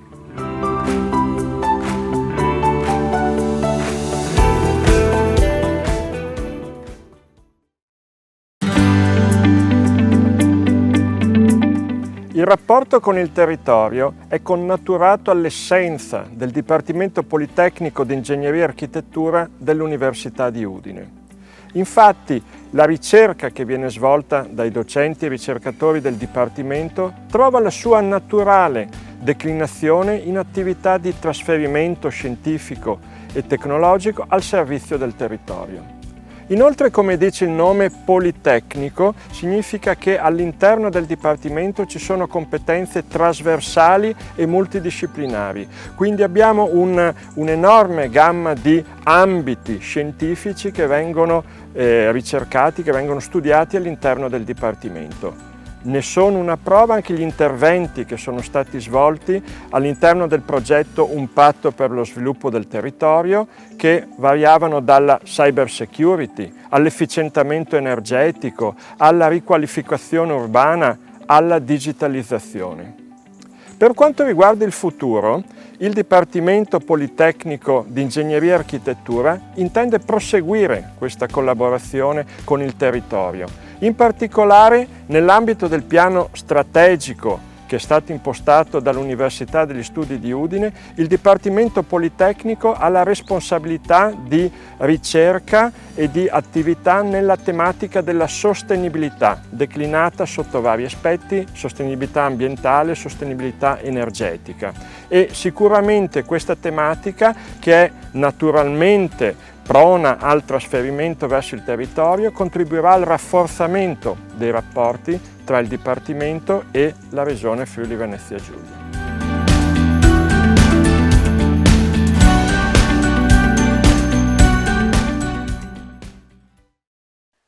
Sono Antonella Dattolo, sono in particolare delegata per il mio Dipartimento alla terza missione, e lasciatemi iniziare il mio intervento unendomi al coro unanime di ringraziamento per la dottoressa Missana, dalla professionalità esperta, dalle larghe e lunghe vedute e dalla capacità sapiente di energizzare, di creare, di organizzare. Grazie davvero. Il mio dipartimento è il Dipartimento di Scienze Matematiche, Informatiche e Fisiche, che ha in sé 3 anime scientifiche molto importanti, con una vocazione naturale verso il territorio. Pensate al ruolo e alle applicazioni che vengono dall'intelligenza artificiale, dalla robotica, dall'interazione uomo-macchina, dalla bioinformatica e dall'informatica medica, dal web e le sue sfaccettature e applicazioni, dall'analisi matematica, dalla cyber security, dal big data, dall'analisi numerica, dall'astrofisica, la fisica sperimentale e anche la fisica teorica e alla didattica della fisica. Il Dipartimento ospita in sé anche un centro interdipartimentale di Ateneo, quindi per la ricerca didattica, che ha un ruolo importante per la formazione degli insegnanti, la formazione continua, e che svolge quindi un'attività significativa di cui oggi voglio un attimo parlarvi, almeno in alcune sfaccettature. Ecco, non vi parlerò di tutti i progetti che il Dipartimento gestisce, di tutte le applicazioni e i contatti col territorio, che sono veramente notevoli. Vi parlerò giusto di 2 esempi, prendendo spunto dalle presenze anche in questa sala, no? Ho visto prima il dirigente che ha anche parlato, il professor Tormasi, con cui stiamo attuando una parte del programma regionale per la scuola digitale 21-25 con il progetto App Inventory. Cos'è App Inventory? È un'occasione creata all'interno del nostro Dipartimento di un catalogo multimediale di applicazioni pensate per migliorare la qualità della didattica, quindi per una didattica innovativa, e riconosciuto dallo stesso Ministero, soprattutto in periodo di pandemia, come una delle buone pratiche e dei contenitori importanti per una didattica appunto innovativa. Nasce quindi e partirà, presenteremo il progetto tra pochi giorni, App Inventory for Education, e contatteremo e formeremo per l'utilizzo di metodologie digitali tutti gli insegnanti del Friuli Venezia Giulia che vorranno naturalmente partecipare ai nostri incontri. Un altro progetto anche molto interessante che vede coinvolti molti tra voi che vedo qui è un progetto legato allo storytelling culturale accessibile. Qui con noi c'è la fondatrice di Radio Magica, un'accademica, la professoressa Elena Rocco, che è lì, e che ha dato vita a Radio Magica con in sé alcuni progetti importanti. Quelli che vedete Alla nostra destra e sinistra sono 2 roll-up e sono 2 mappe parlanti sul territorio. Uno proprio sono le mappe parlanti di Scividali del Friuli e delle valli del Natisone e del Torre, e l'altro invece è quello di Aquileia. Beh, sono solamente alcune delle mappe che abbiamo creato e su cui stiamo lavorando, perché quando è arrivata Elena con il suo progetto ci ha subito conquistato e abbiamo assolutamente voluto che l'università fornisse il proprio contributo e la propria esperienza e le proprie conoscenze per realizzare queste mappe che raccontano attraverso delle storie, che sono dei video, che sono dei podcast, degli audio, che sono anche dei video in lingua italiana dei segni, ma anche in comunicazione aumentativa, alternativa, e quindi con un'ampia capacità, no, di porsi in maniera accessibile verso tutti, perché qui stiamo parlando di percorsi culturali che si rivolgono a tutti, quindi in maniera inclusiva. Ecco, quando Elena è arrivata non abbiamo potuto far altro che chiederle di venire a convivere con noi, perché Fondazione Radio Magica Onlus è all'interno oggi della nostra università e quindi appoggiamo e speriamo che questi progetti crescano ancora. Ecco, sono solo 2 esempi che spero possano essere, diciamo, significativi per quelle che sono alcune delle tante attività che svolgiamo sul territorio e con il territorio. Grazie.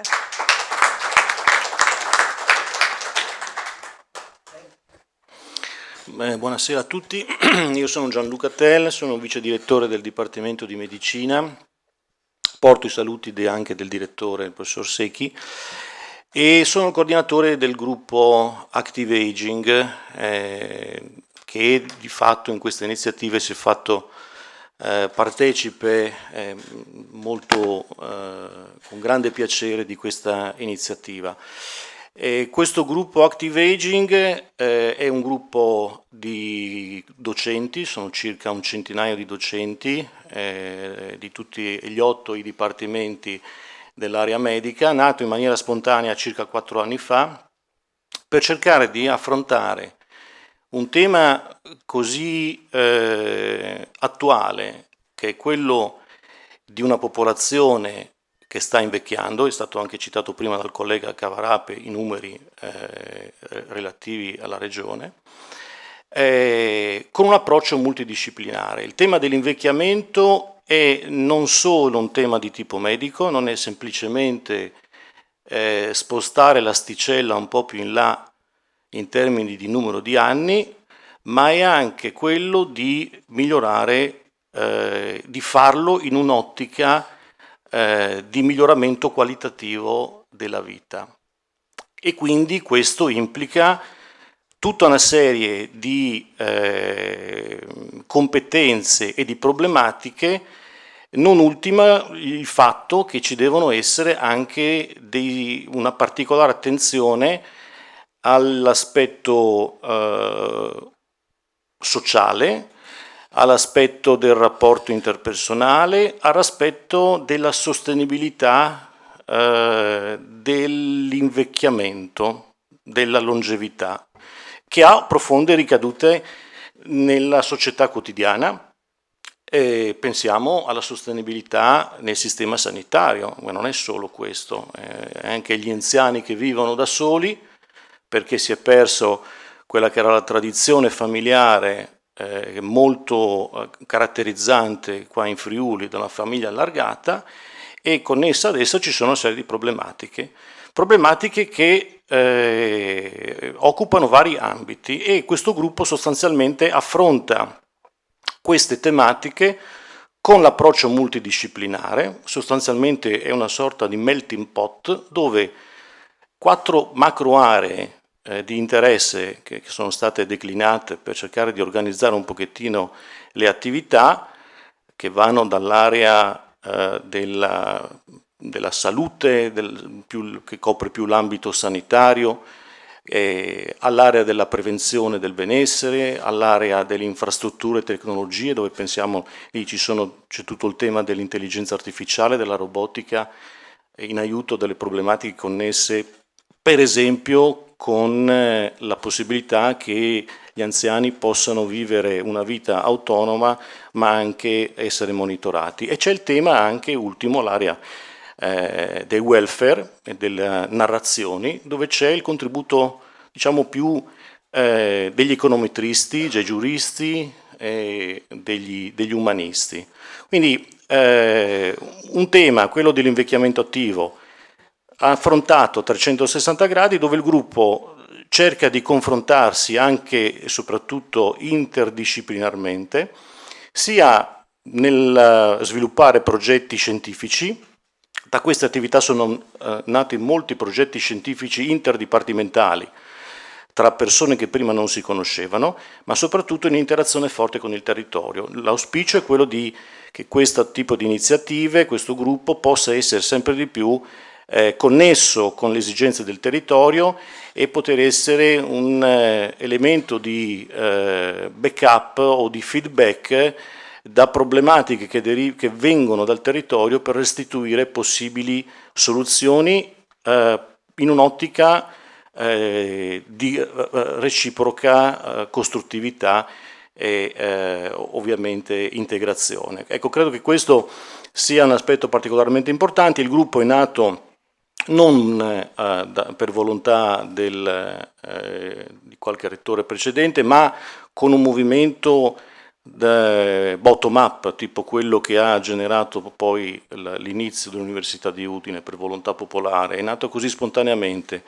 e grazie poi dopo in particolare a finanziamenti che sono stati ottenuti alla Fondazione Friuli, sicuramente c'è stato un forte incremento dell'attività produttiva, insomma ci stiamo espandendo e abbiamo svolto numerose attività di disseminazione ed è uno degli obiettivi principali quelli di fare disseminazione, però in un'ottica di ricevere anche i quesiti dal territorio. Abbiamo avuto ottime esperienze anche col Comune di Udine, in particolare con l'assessorato alla sanità, con cui abbiamo interagito sia dal punto di vista progettuale di ricerca, sia scientifica, sia dal punto di vista della disseminazione. Quindi benvengano tutte queste iniziative e io sono grato anch'io alla dottoressa Missana per quanto ha fatto, perché credo che la differenza la fanno sempre le persone, come giustamente la dottoressa Novelli ha riferito, però non tutte le persone hanno lo stesso ruolo, ci sono delle persone che sono dei catalizzatori insostituibili. Io spero che anche quello che ha fatto la dottoressa Missana rimanga nella storia di questo Ateneo e ci sia chi potrà prendere anche un pochettino l'eredità da quello che ha lasciato, di quello che insomma lei, credo che abbia lanciato dei semi molto importanti che speriamo di riuscire a cogliere e far fruttificare nei prossimi anni. Bene, io non rubo altro tempo, lascio la parola al prossimo relatore.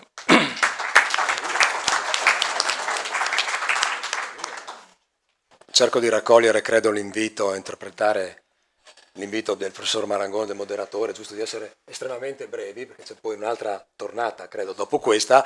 In più noi siamo in due, professor Pascolini ed io, che parliamo per lo stesso intervento, lo stesso contributo che abbiamo dato lo scorso anno nell'ambito di Cividale. Dunque ringrazio in questo caso chi ha organizzato, dunque la dottoressa Missana e naturalmente l'università, ma anche e soprattutto chi poi ha accolto l'intervento università, nel nostro caso il Comune di Cividale e la SOMS di Cividale.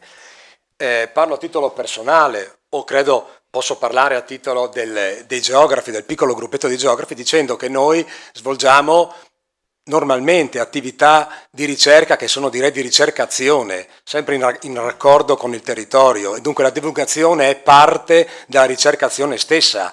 Che sia il piano del paesaggio, che sia l'attività che svolgiamo con la Fondazione Dolomiti UNESCO nel nostro territorio, c'è una commistione molto stretta, per cui è difficile poi scindere questi due elementi. E poi naturalmente però siamo disposti tranquillamente a, come siamo messi a disposizione lo scorso anno, a poter divulgare anche in altri contesti il frutto di questi percorsi che sono dei percorsi appunto già di contaminazione, perché a mio parere sono percorsi che da un lato attivano conoscenza, attivano percorsi di conoscenza e direi di più, attivano percorsi di apprendimento e dunque di acquisizione progressiva di competenze di cittadinanza, per cui il termine cittadinanza fa parte un po' del nostro modo di intendere la ricerca. E a titolo personale, proprio per quanto riguarda un'esperienza che mi vede coinvolto adesso, mi vede coinvolto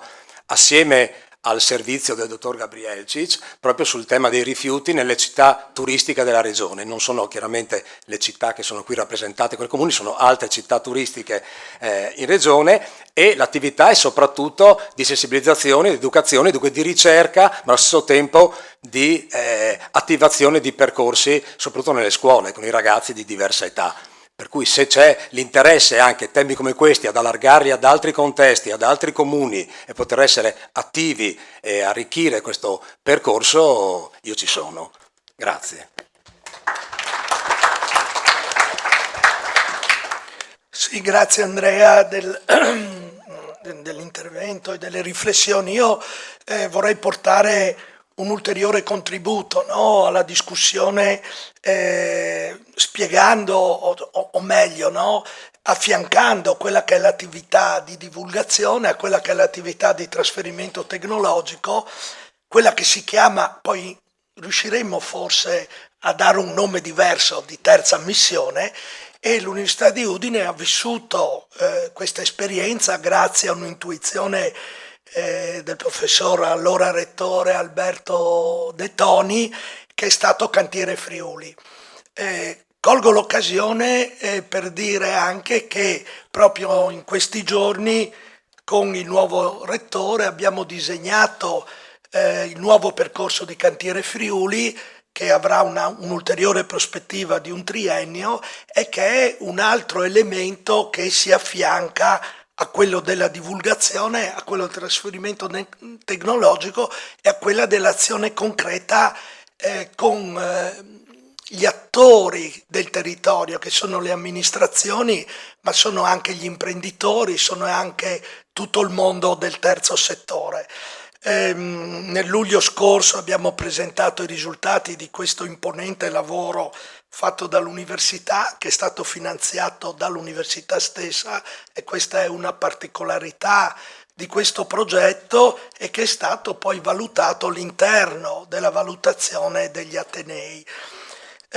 Quello che mi preme sottolineare di questo, e quindi credo molto importante l'attività di divulgazione sui temi che sono stati individuati, credo che sia importante dalla mia esperienza portarlo anche al di là dei grandi centri, cioè c'è un bisogno di divulgazione di conoscenza diffuso, e forse c'è bisogno anche, rispondendo un po' a quello che diceva l'amica e collega Maria Cristina Novelli, che sì, in parte forse la percezione che l'università non sia molto presente sul territorio, ma invece questi anni l'università stessa e anche la percezione del territorio è stata un po' diversa, nel senso che siamo stati presenti con tantissimi progetti in tanti settori, erano 8 le officine che hanno lavorato su tematiche diverse, e quindi l'idea che questo progetto, grazie anche al rettore Roberto Pinton, possa continuare, si porrà in questa direzione, da un lato di supporto e di trasferimento delle conoscenze di Cantiere Friuli alla divulgazione, al trasferimento tecnologico, l'altro invece di lavorare in partenariato con gli attori del territorio. In questa sala 15 giorni fa eravamo insieme a una 60ina di amministratori a quella che è la Smart Community che l'ANCI sta conducendo, in cui sono emersi tantissimi filoni di lavoro. Quindi mi piace, ecco, in questa occasione, in questo momento, dire che l'università ha anche questo terzo elemento, questa terza azione, che serve a rafforzare quelle che sono le progettualità del territorio, specialmente in questo momento. E chiudo, in cui proprio in quella occasione con gli amministratori del territorio regionale è emersa la necessità di lavorare insieme anche per non perdere le grandi opportunità del PNRR, che forse soprattutto i piccoli comuni hanno difficoltà in questo momento di portare avanti. Quindi l'università c'è anche da quel campo, in quel campo, e credo che questo sia un contributo importante.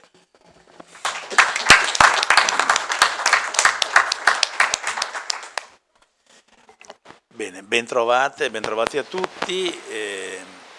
Cercherò di essere sintetico perché il tempo è poco.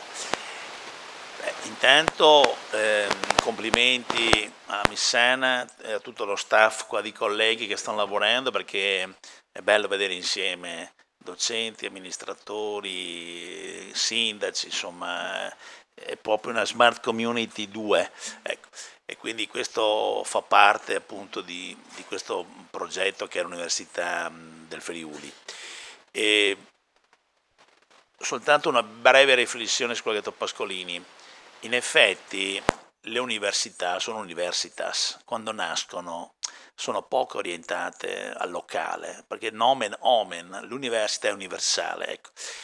Cantiere Friuli l'abbiamo voluto nel quarantennale per ancorare di più l'Ateneo, perché vedete, neanche Strassoldo, che era un campione di finalità, riusciva ad ancorarla completamente, perché da sola, come una mongolfiera, l'università va, se tu non la tieni sul territorio, ecco. E quindi secondo me il Cantiere Friuli è stata una decisione che non, a parte che va lungo il solco dei padri fondatori di questa università, e quindi fa onore a chi l'ha voluta, però vi dico che c'è un mega trend di tutte le università nel mondo che si stanno stancando di rincorrere i ranking mondiali è uscito un bellissimo libro proprio quando stavo immaginando la categoria, che si chiama The Flagship University, cioè le università ammiraglie. L'idea è che le università dei vari paesi, dal Texas alla Florida eccetera, più che rincorrere improbabili classifiche mondiali, devono lavorare per il loro paese, ecco. E quindi quello che noi abbiamo fatto qui in realtà è dentro un mega trend che vuole ancorare di più l'Ateneo nei propri territori, ecco. Quindi detto questo, voglio dirvi che un'altra iniziativa importante che abbiamo fatto sul tema di Ateneo, sul tema della divulgazione scientifica, è stata Conoscenza in Festa. Vorrei ricordare che purtroppo dopo il Covid è riuscita a cancellare, però avevamo tutte le scuole in piazza con i ragazzi, con i loro banchetti che facevano vedere le loro attività in tutti gli ambiti. Questa è stata bellissima, per non parlare delle botteghe del sapere, che è stata un'idea della Missana, dove abbiamo messo insieme in ogni bottega, diciamo, l'esercente proprio commerciale insieme al nostro esperto o diciamo di agroalimentare o di colore di tessuti o di qualsiasi cosa, proprio per unire i saperi accademici e i saperi professionali. Vi dico solo due cose che riguarda il dipartimento che io qui rappresento. Abbiamo un bellissimo progetto che porta avanti un nostro docente di elettrotecnica che è appassionato di vela. Io come rettore ho sponsorizzato la barca Uniu dalla Barcolana, dove la barca a vela è un laboratorio, diciamo un laboratorio sul campo, dove si fanno misure di velocità, dei venti, degli attriti, delle polarità, insomma, dovete vedere che cosa può essere una barca a vela, che non è soltanto un laboratorio viaggiante, ma anche fatto in building e rappresentato a Ateneo. Questa è la prima. La seconda, un'altra cosa molto bella che ha a che fare con la divulgazione scientifica, è la squadra di aeromodellismo che abbiamo, e noi mandiamo una squadra ogni anno ai campionati mondiali. Siamo arrivati 3 volte secondi, prima o poi arriveremo primi, però al di là di quello che arriviamo, voglio dirvi che è un bellissimo esempio di come docenti, studenti, appassionati eccetera stanno insieme con una logica che è divulgativa e di apprendimento. Quindi la divulgazione scientifica è un fatto centrale di un ateneo come il nostro, che nel territorio vuole starci. Quindi grazie a tutti e andiamo avanti in questa direzione.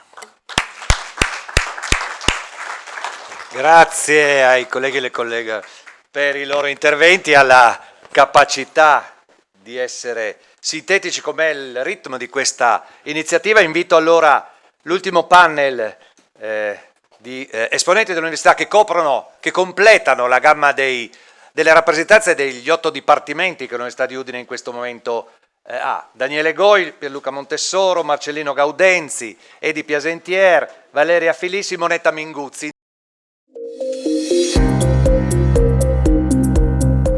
Università e sanità, un binomio per la crescita del nostro territorio. Effettivamente in Friuli Venezia Giulia abbiamo la fortuna di avere una grandissima sanità, ma abbiamo anche la fortuna di avere una grande università come quella di Udine, dove le competenze di professori di diversi ambiti disciplinari interagiscono per lo sviluppo del territorio. Un esempio classico è stato durante il Covid, dove le competenze universitarie si sono miscelate con quelle ospedaliere ed hanno portato alla realizzazione di progetti veramente interessanti.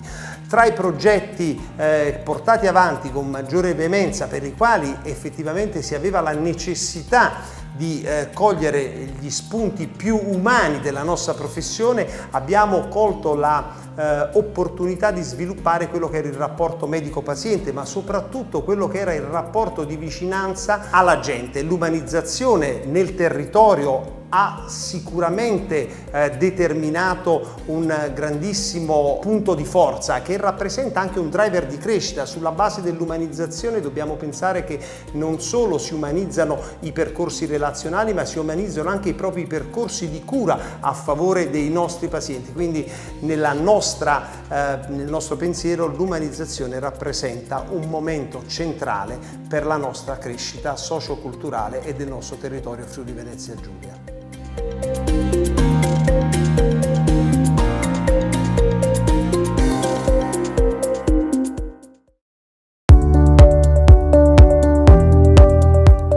Tutte le iniziative che ha messo in campo l'Università degli Studi di Udine all'interno del suo patto con il territorio sono iniziative importanti che hanno assunto un ruolo e un significato del tutto particolare in questi 2 anni difficili non solo per il nostro paese. Segnano un po' un cambiamento di funzione, un cambiamento di status dell'università, delle università rispetto ai territori. L'università non può più essere solamente il motore dello sviluppo come nella legge che ha istituito la nostra Università del Friuli, ma deve collaborare attivamente per le grandi trasformazioni che stiamo attraversando. Penso alla trasformazione digitale, alla transizione ecologica, penso in generale alla nuova idea di sostenibilità che deve reggere tutte le iniziative dei comuni, della regione e del territorio. In questo senso l'università è un partner indispensabile che non può fornire solo alta formazione o ricerca, ma anche deve accompagnare le iniziative sul territorio. In questo senso questo è solo l'inizio di un percorso che sarà molto fitto nei prossimi anni e io credo sarà molto importante per la nostra regione.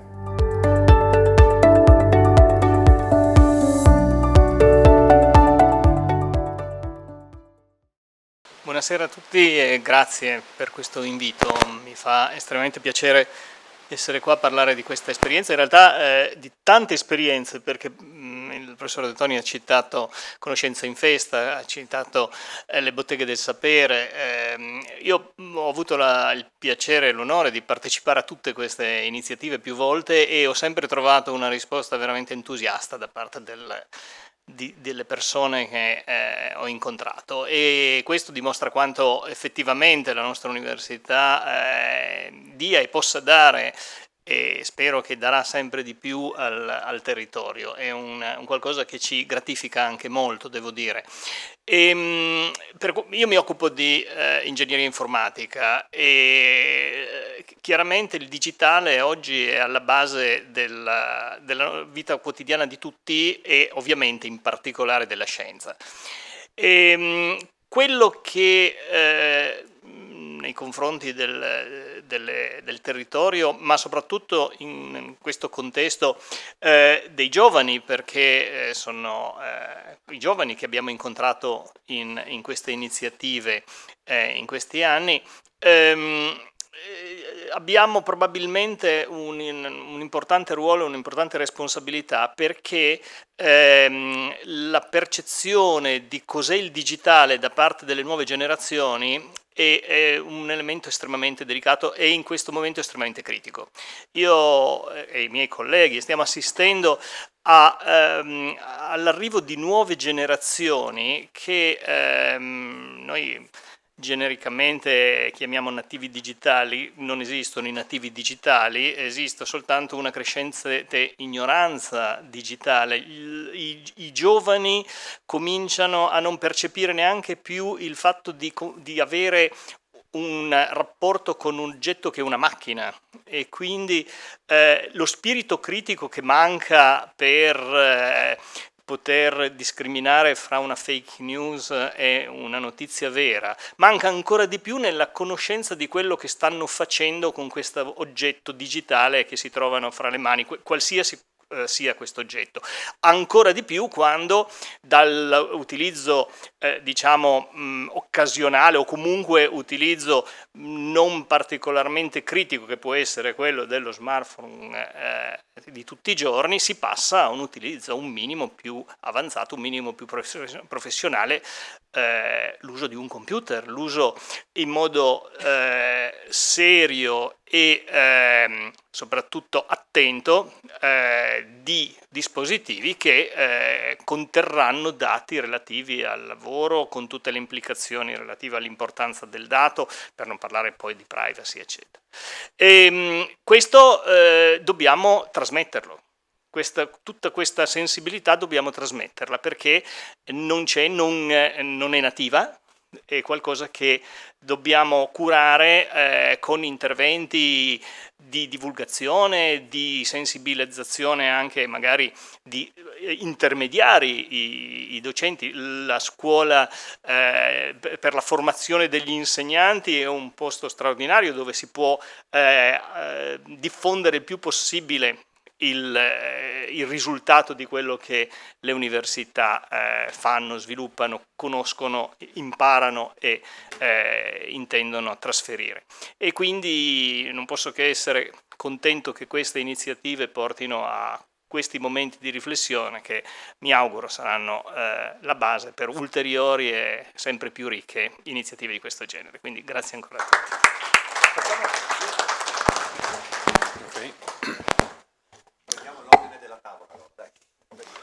Allora, buonasera a tutti, io sono arrivato, si può dire, in questo consesso all'ultimo momento, proprio grazie al professor Marangon e alla dottoressa Missana che mi hanno permesso di essere qui questa sera.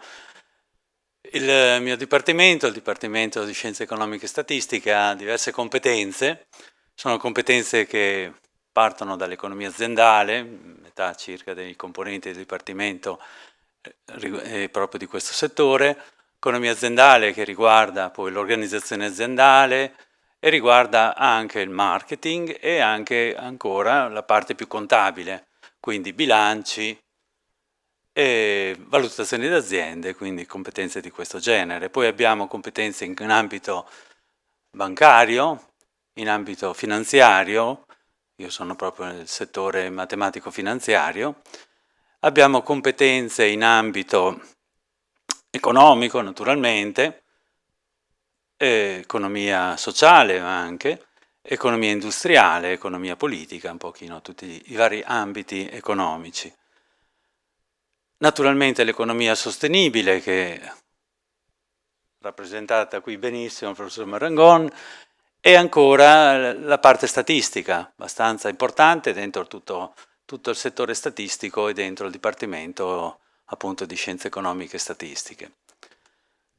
Dico questo perché noi abbiamo in questo progetto, in questa attività, due persone validissime, il professor Marangone e il professor Massarutto, ma a me pare un'iniziativa così importante che meriterebbe anche un ulteriore nostro contributo che può essere dato appunto nelle varie aree.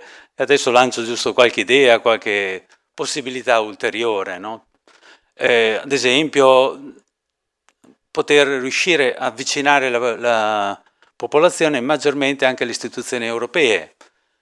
Noi abbiamo tra i nostri docenti una docente che ha lavorato per moltissimi anni a Bruxelles proprio, e quindi conosce benissimo tutte le questioni legate all'Europa, e sarebbe bene, insomma, che la popolazione riuscisse a essere anche più vicina a quelle che sono appunto queste problematiche. Secondo argomento, un pochino, diciamo, più vicino ancora a una problematica proprio sociale che riguarda il gioco e il gioco d'azzardo. Sarebbe secondo me interessante proprio organizzare qualche intervento dove si parla di questo. Tenete conto che le quantità di soldi in gioco in questo momento sono veramente elevatissime. Si parla, dati del 2019, 90 miliardi spesi nel gioco, quindi Superenalotto, tutti i vari giochi, compreso il gioco d'azzardo, contro meno di 6 miliardi di euro destinati all'università. Cifre altissime dove le persone spesso, alcune giocano, vabbè, per divertirsi, tutto sommato spendere qualche euro per una speranza ci può stare, ma a volte spendono anche cifre altissime. Una divulgazione che vuol dire anche in questo caso precisare bene che cos'è il rischio. Questo si associa anche al rischio finanziario, non sono troppo lontani i due argomenti.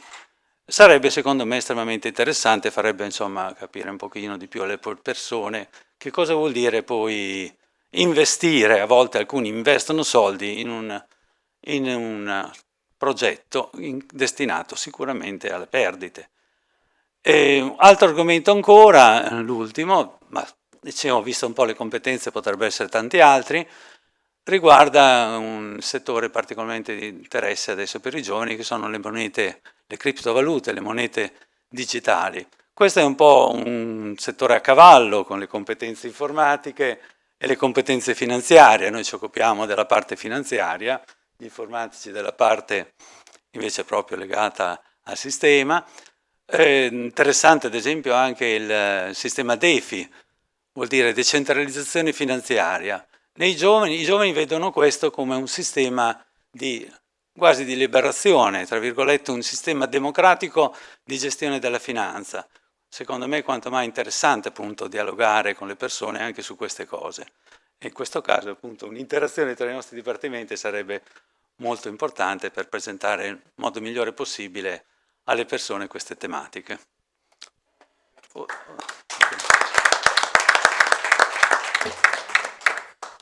Grazie dell'invito, io sono Daniele Goi e sono coordinatore del gruppo di ricerca al Dipartimento di Ingegneria, Politecnico di Ingegneria e Architettura, che si chiama Inquinamento ed Operazione dell'Ambiente. Ci occupiamo di acqua, aria e rifiuti dal punto di vista ingegneristico, diciamo tecnologico.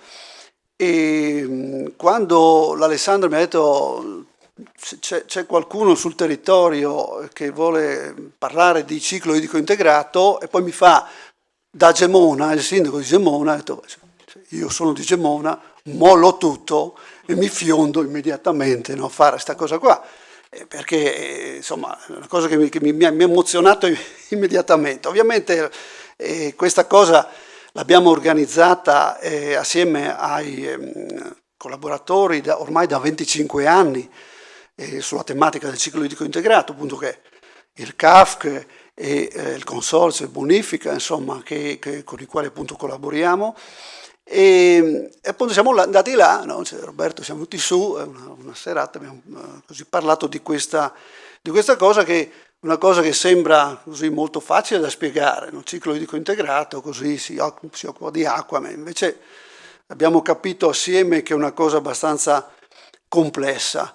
Vi dico, per noi è stato immediatamente facile, insomma, trovare le persone che insomma, venissero a raccontarci assieme a me, insomma, di questa cosa.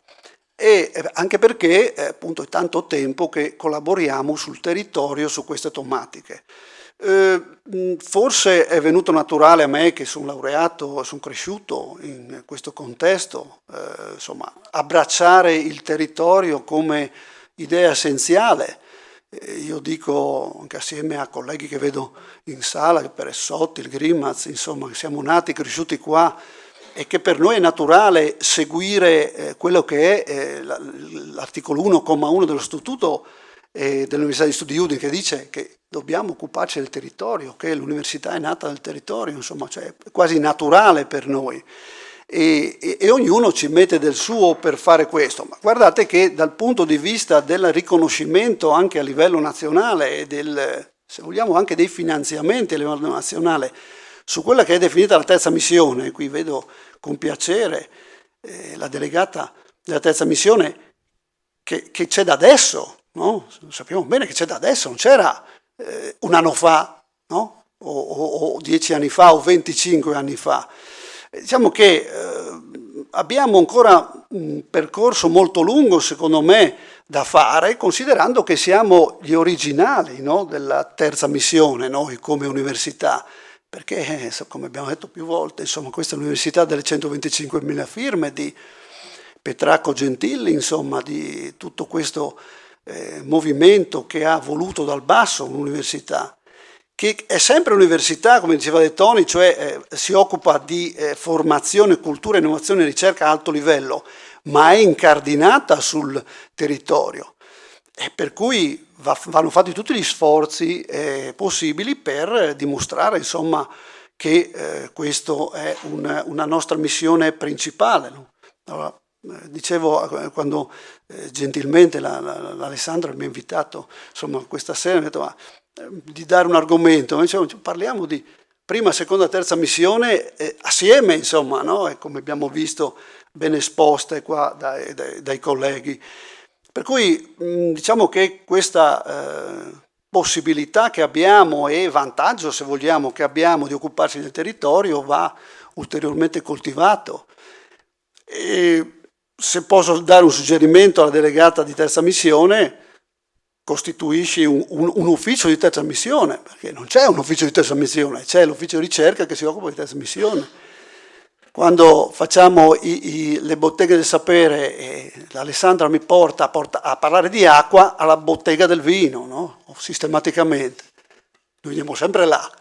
Ed è straordinario questa possibilità che abbiamo di parlare di queste tematiche anche con il coinvolgimento degli studenti e a vario livello, insomma, cioè, abbiamo necessità di sostenere, no, dall'università queste iniziative che sembrano banali, ma adesso sappiamo benissimo che siamo giudicati anche dalla terza missione, no? Didattica, ricerca, ben codificate, abbastanza ben codificate, ma la terza missione che cos'è?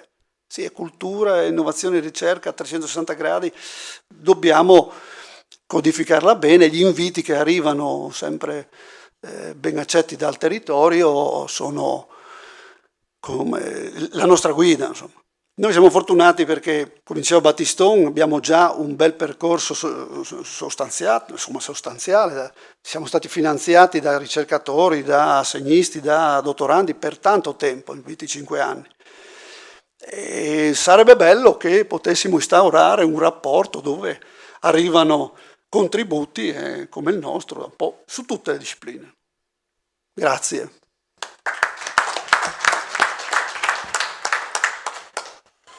Sono Edi Piasentiere e rappresento il Dipartimento di Scienze Agroalimentari, Ambientali e Animali, un dipartimento che con i suoi 120 docenti copre tutti gli aspetti della filiera appunto agroalimentare e ambientale anche. E su queste tematiche stiamo svolgendo da quando siamo nati come facoltà di agraria un'importante attività non solo di ricerca e di formazione ma anche di terza missione, cioè di stretto collegamento e rapporto con il territorio. Qui sono stati fatti diversi esempi che ci riguardano e che ci vedono appunto da questo punto di vista fortemente impegnati, diciamo, dalla nostra istituzione, accanto ovviamente ad una importante anche attività di ricerca di base e di collegamento internazionale, no, delle nostre attività. Ecco, il il tema che è stato appena sollevato adesso della terza missione, quindi è un tema che ci coinvolge molto, ma che prende quindi anche, come è stato detto, in esame diversi aspetti, assieme al legame stretto con il territorio, inteso in senso ampio. Abbiamo avuto qui esempi che ci hanno ricordato di istituzioni di enti con i quali collaboriamo, i comuni stessi. Ecco, comprende anche quello che oggi affrontiamo, questo tema che affrontiamo, cioè il tema del public engagement, che, come è stato messo in evidenza da altri interventi che mi hanno preceduto, riguarda più direttamente quella che è l'educazione, la divulgazione, l'accompagnamento, ecco, come è stato detto, della nostra società verso quelle che sono le sfide che ci attendono. Pensiamo ad esempio a quella della transizione ecologica, no? Che è stata più volte richiamata e sulle quali i nostri docenti sono molto impegnati anche nell'attività proprio di divulgazione. Prima è stato ricordato il progetto Pulcra, un progetto appunto che parla di sostenibilità all'interno degli ambienti urbani, la declina secondo appunto le tematiche che oggi dobbiamo tutti affrontare, e lo fa ad esempio lavorando assieme con le scuole, no? Quindi siamo impegnati con diverse anche istituzioni e enti che lavorano ad esempio nell'educazione permanente delle persone, dei cittadini, come le università della terza età o della libertà, eccetera, no? Quindi è un'attività che ci vede fortemente impegnati fin diciamo dalle sue origini, quando appunto a questa anche ci ha accompagnato la dottoressa Missana, che molti hanno ringraziato, e a questi ringraziamenti anch'io mi associo, perché nelle botteghe del sapere, nella conoscenza in festa, ci siamo attivamente impegnati in questo tipo di attività, e quindi abbiamo immediatamente aderito anche a questo progetto di cittadinanza e conoscenza. Alcuni di questi interventi sono stati svolti appunto da nostri colleghi, in particolare dalla professoressa Sonia Calligaris, che mi ha detto anche lei di ringraziare la Missana per il lavoro di stimolo e energetico, insomma, che ha svolto. Ecco, quindi siamo impegnati fortemente in questa attività e intendiamo anche continuarla. Ecco, qui sono stati fatti degli esempi che mi piace anche richiamare, che vorrei anche sottolineare come modalità anche con la quale possiamo continuare anche questo tipo di attività proprio di divulgazione e di accompagnamento del territorio. Adesso stiamo sviluppando ad esempio un progetto con 13 comuni della zona del Pordenonese, è un progetto sul PNR che riguarda appunto la cooperazione territoriale, la valorizzazione quindi di quelle che sono le eccellenze, le qualità, le valenze territoriali in termini storici, economici, oltre che ambientali, oltre che strettamente agricoli.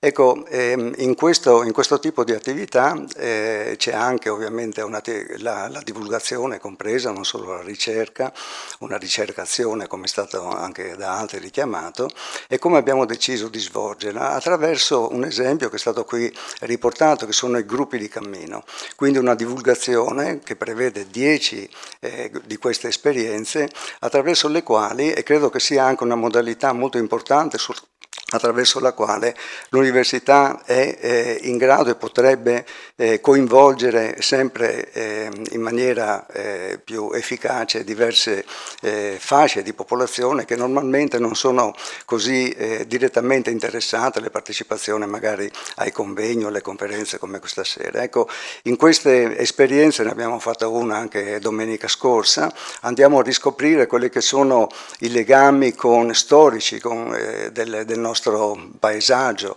la strada ad esempio Postumi abbiamo riscoperto tra Fiume Veneto e altre località del Pordenonese.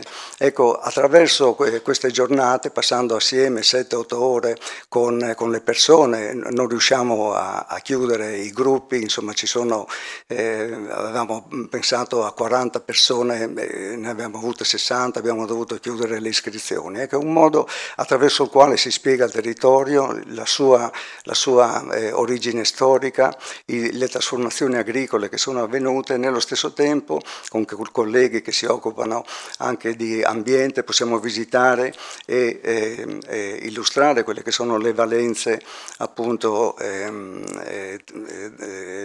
più direttamente ambientali, oltre ovviamente a mettere in relazione con l'attività agricola diretta e con le aziende che svolgono questa attività. Quindi dal nostro punto di vista siamo, come dico, fortemente motivati a continuare questo tipo anche di attività, di public engagement, quindi di accompagnamento, come abbiamo detto, educativo, anche di divulgazione, non solo quello strettamente legato al rapporto con le aziende e con i comuni, e a farlo anche trovando forme e disponibilità nuove e innovative, ecco, per coinvolgere la popolazione.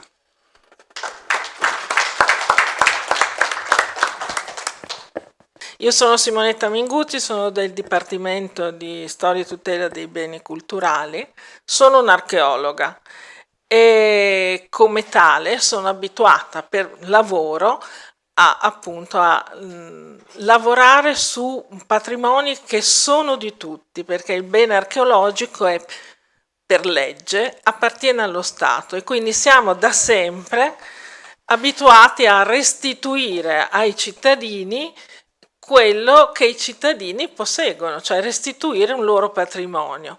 Quindi questo solo per dirvi come diciamo, non deve suonare strano che un'archeologa si occupi non solo di divulgazione, perché secondo me non si tratta nel nostro caso di divulgazione, ma proprio di restituzione di un patrimonio al legittimo possessore.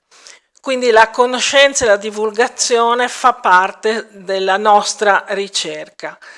Ma questo è solo un aspetto. In realtà io faccio parte anch'io della squadra delle botteghe del sapere in origine e quindi sono sempre stata coinvolta per un altro aspetto che caratterizza il nostro dipartimento, cioè quello del turismo culturale.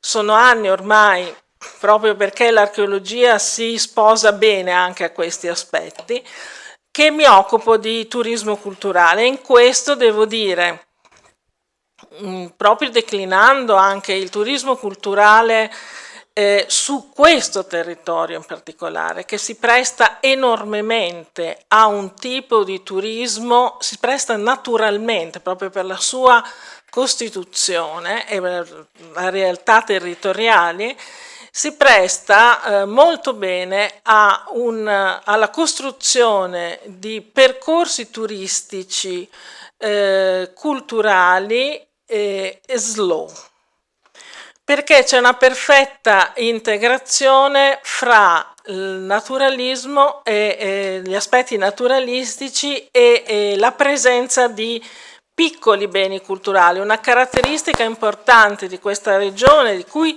mi sono resa conto non essendo friulana, come i friulani non si rendano conto dell'enorme patrimonio culturale che hanno. Una di questi aspetti fondamentali che potrebbero fornire un grande sviluppo per il futuro, proprio alle realtà, ai piccoli comuni soprattutto, è quella della presenza di beni culturali diffusi su tutto il territorio. Non ci sono grossi centri che possono rappresentare un grande richiamo per il turista, ma è il territorio stesso, tra le bellezze naturalistiche, il modo di percorrere, la possibilità di percorrere attraverso la rete delle piste ciclabili, che per grande parte ricalcano i percorsi storici della regione, e quindi lungo le piste ciclabili già c'è la possibilità di incontrare e conoscere questi beni, e quindi implementare anche uno sviluppo economico del territorio un turismo che è sicuramente di nicchia, va coltivato, va fatto conoscere, ma dicevo, non solo le piste ciclabili, c'è tutto un altro aspetto che per esempio quello legato alle vie d'acqua, che avrebbe secondo me una enorme potenzialità in futuro, perché qui ancora ci sono fiumi navigabili, fiumi che navigabili con piccole imbarcazioni, fiumi che percorrono, che erano in passato degli assi di comunicazione importanti, quindi sono disseminati di beni culturali, ma attraversano un territorio che è stupendo. Ve lo dico io da non friulana, ormai qui da 20 anni, ma è una delle più belle regioni d'Italia, poco conosciute. E quindi in questi anni abbiamo con alcuni comuni già intrapreso rapporti di collaborazione. È possibile, lancio questa cosa, per il futuro implementare questa collaborazione, perché il patrimonio dal punto di vista del turismo culturale sostenibile, slow, può far diventare questa regione uno dei punti di riferimento del turismo di questo tipo in Italia. E con questo lascio la parola, restituisco la parola al moderatore. Grazie. Grazie professoressa Minguzzi, grazie per questa tavola di interventi e di suggestioni che hanno completato questo relativamente lungo, appunto come ho iniziato a dire fin da subito, ma denso pomeriggio di incontro, di confronto, di suggestioni. Doveva intervenire anche la professoressa Valeria Filì, si scusa, è dovuta andare via, è stata con noi fino a poco fa, presidente del Comitato Unico di Garanzia, nonché delegata per il lettore per le pari opportunità. In ogni caso una testimonianza, copriva con questo l'8º dipartimento, quello di scienze giuridiche, presente nella borsa che spero tutti abbiate preso, anche con un bilancio, il bilancio di genere, che è una delle testimonianze di un modo di lavorare che il nostro Ateneo cerca appunto di comunicare, di divulgare al territorio, leggendo anche da questo punto di vista la sua realtà e la sua operatività. Grazie a tutte e a tutti.